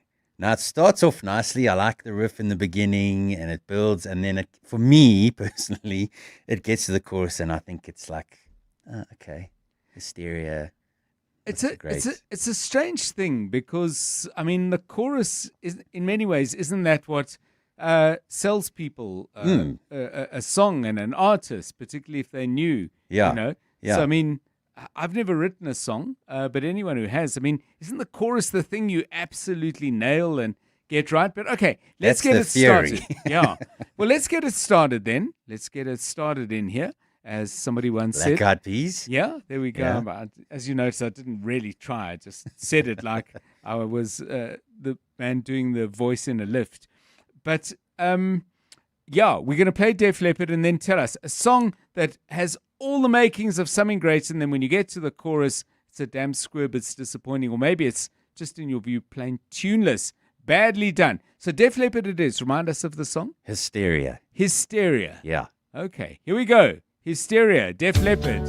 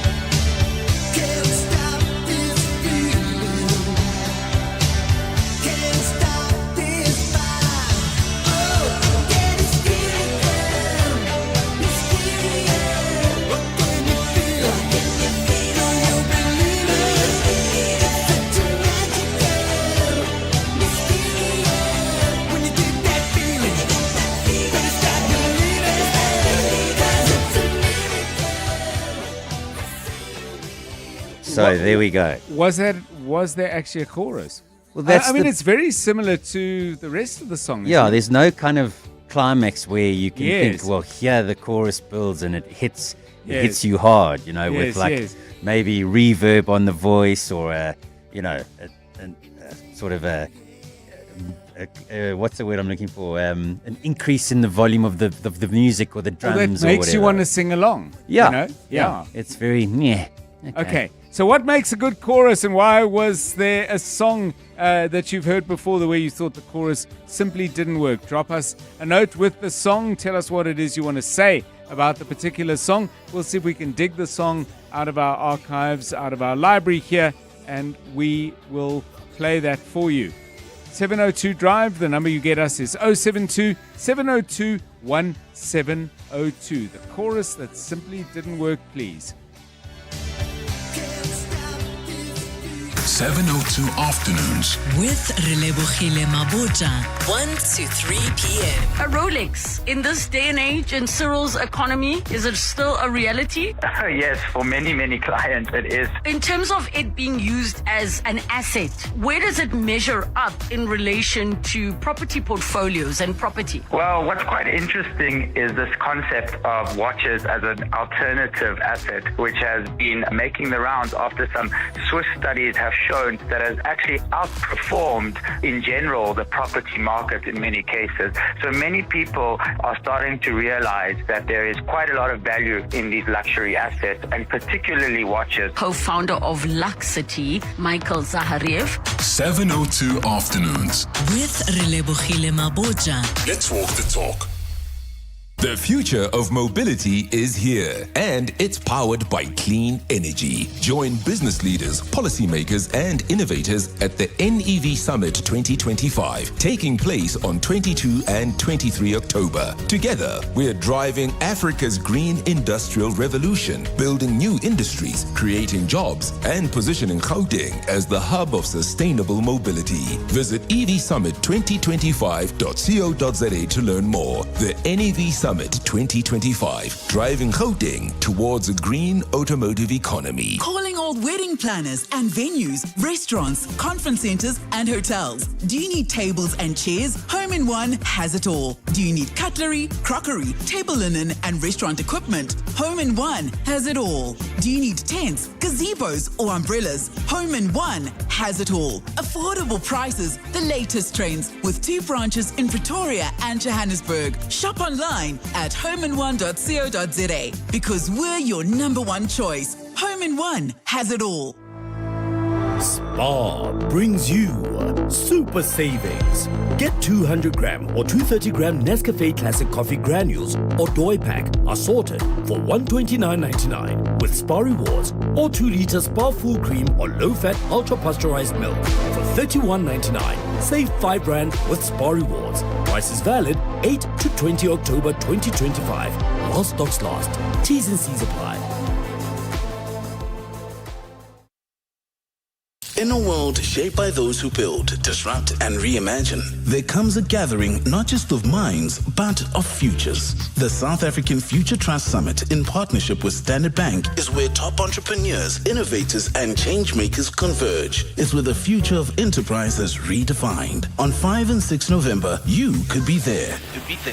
Stand a chance to win tickets to the South African Future Trust Summit on 702. WhatsApp the keyword SAFT with your name and ID number, telling us how you would benefit from attending the summit to 072-702-1702. Then catch 702 Breakfast with Bongani Bengwa to find out if you're a winner. The South African Future Trust Summit, in partnership with Standard Bank. Your summit, your way, on 702. TCs and more on PrimeMediaPlus.com. 702. WhatsApp John on 072 702 1702. Hi, John.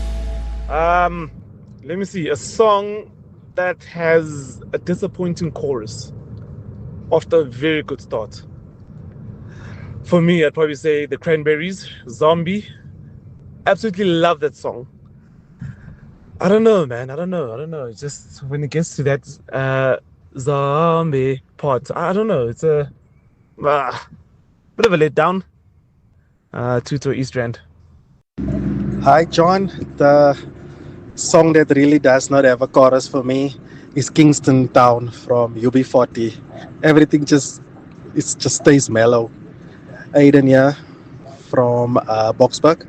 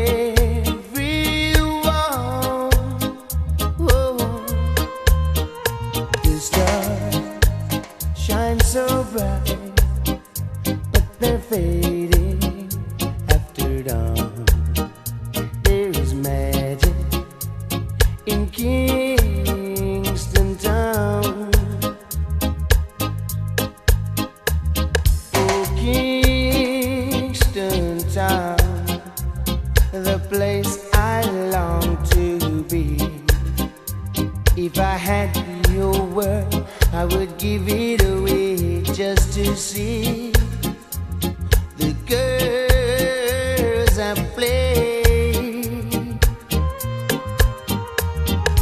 When I am king, surely I don't know if I missed the chorus there, but it's very, very similar in a way to Hysteria by Def Leppard, not obviously in the way the song's constructed, but also like the chorus kind of blended into, not a song I particularly like, not a band I'm particularly fond of, so I won't need much persuading on that one, having a chorus failure. But let's have a listen to the Cranberries, because Zombie has become a big part of rugby matches, initially because it was sung by Irish fans after Ireland beat us in a World Cup group game. I think it's fair to say we probably had the last laugh, but here are the Cranberries. Tell us, what do you think of the chorus?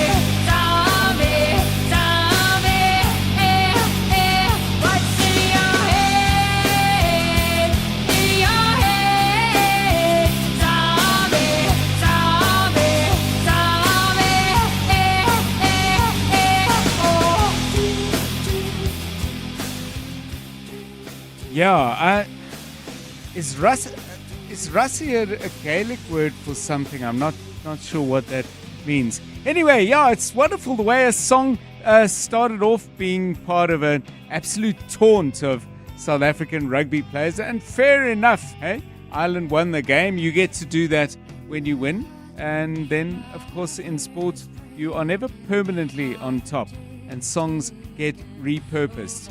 Hope you've enjoyed being with us on 702 Drive. Lots of good radio ahead on your station, where we walk the talk and where we welcome you as members of our larger family. The Money Show coming up soon. The usual excellent lineup, including great insights from what's happened on the markets. And then Aubrey Masango is with you all the way from 8 o'clock until midnight.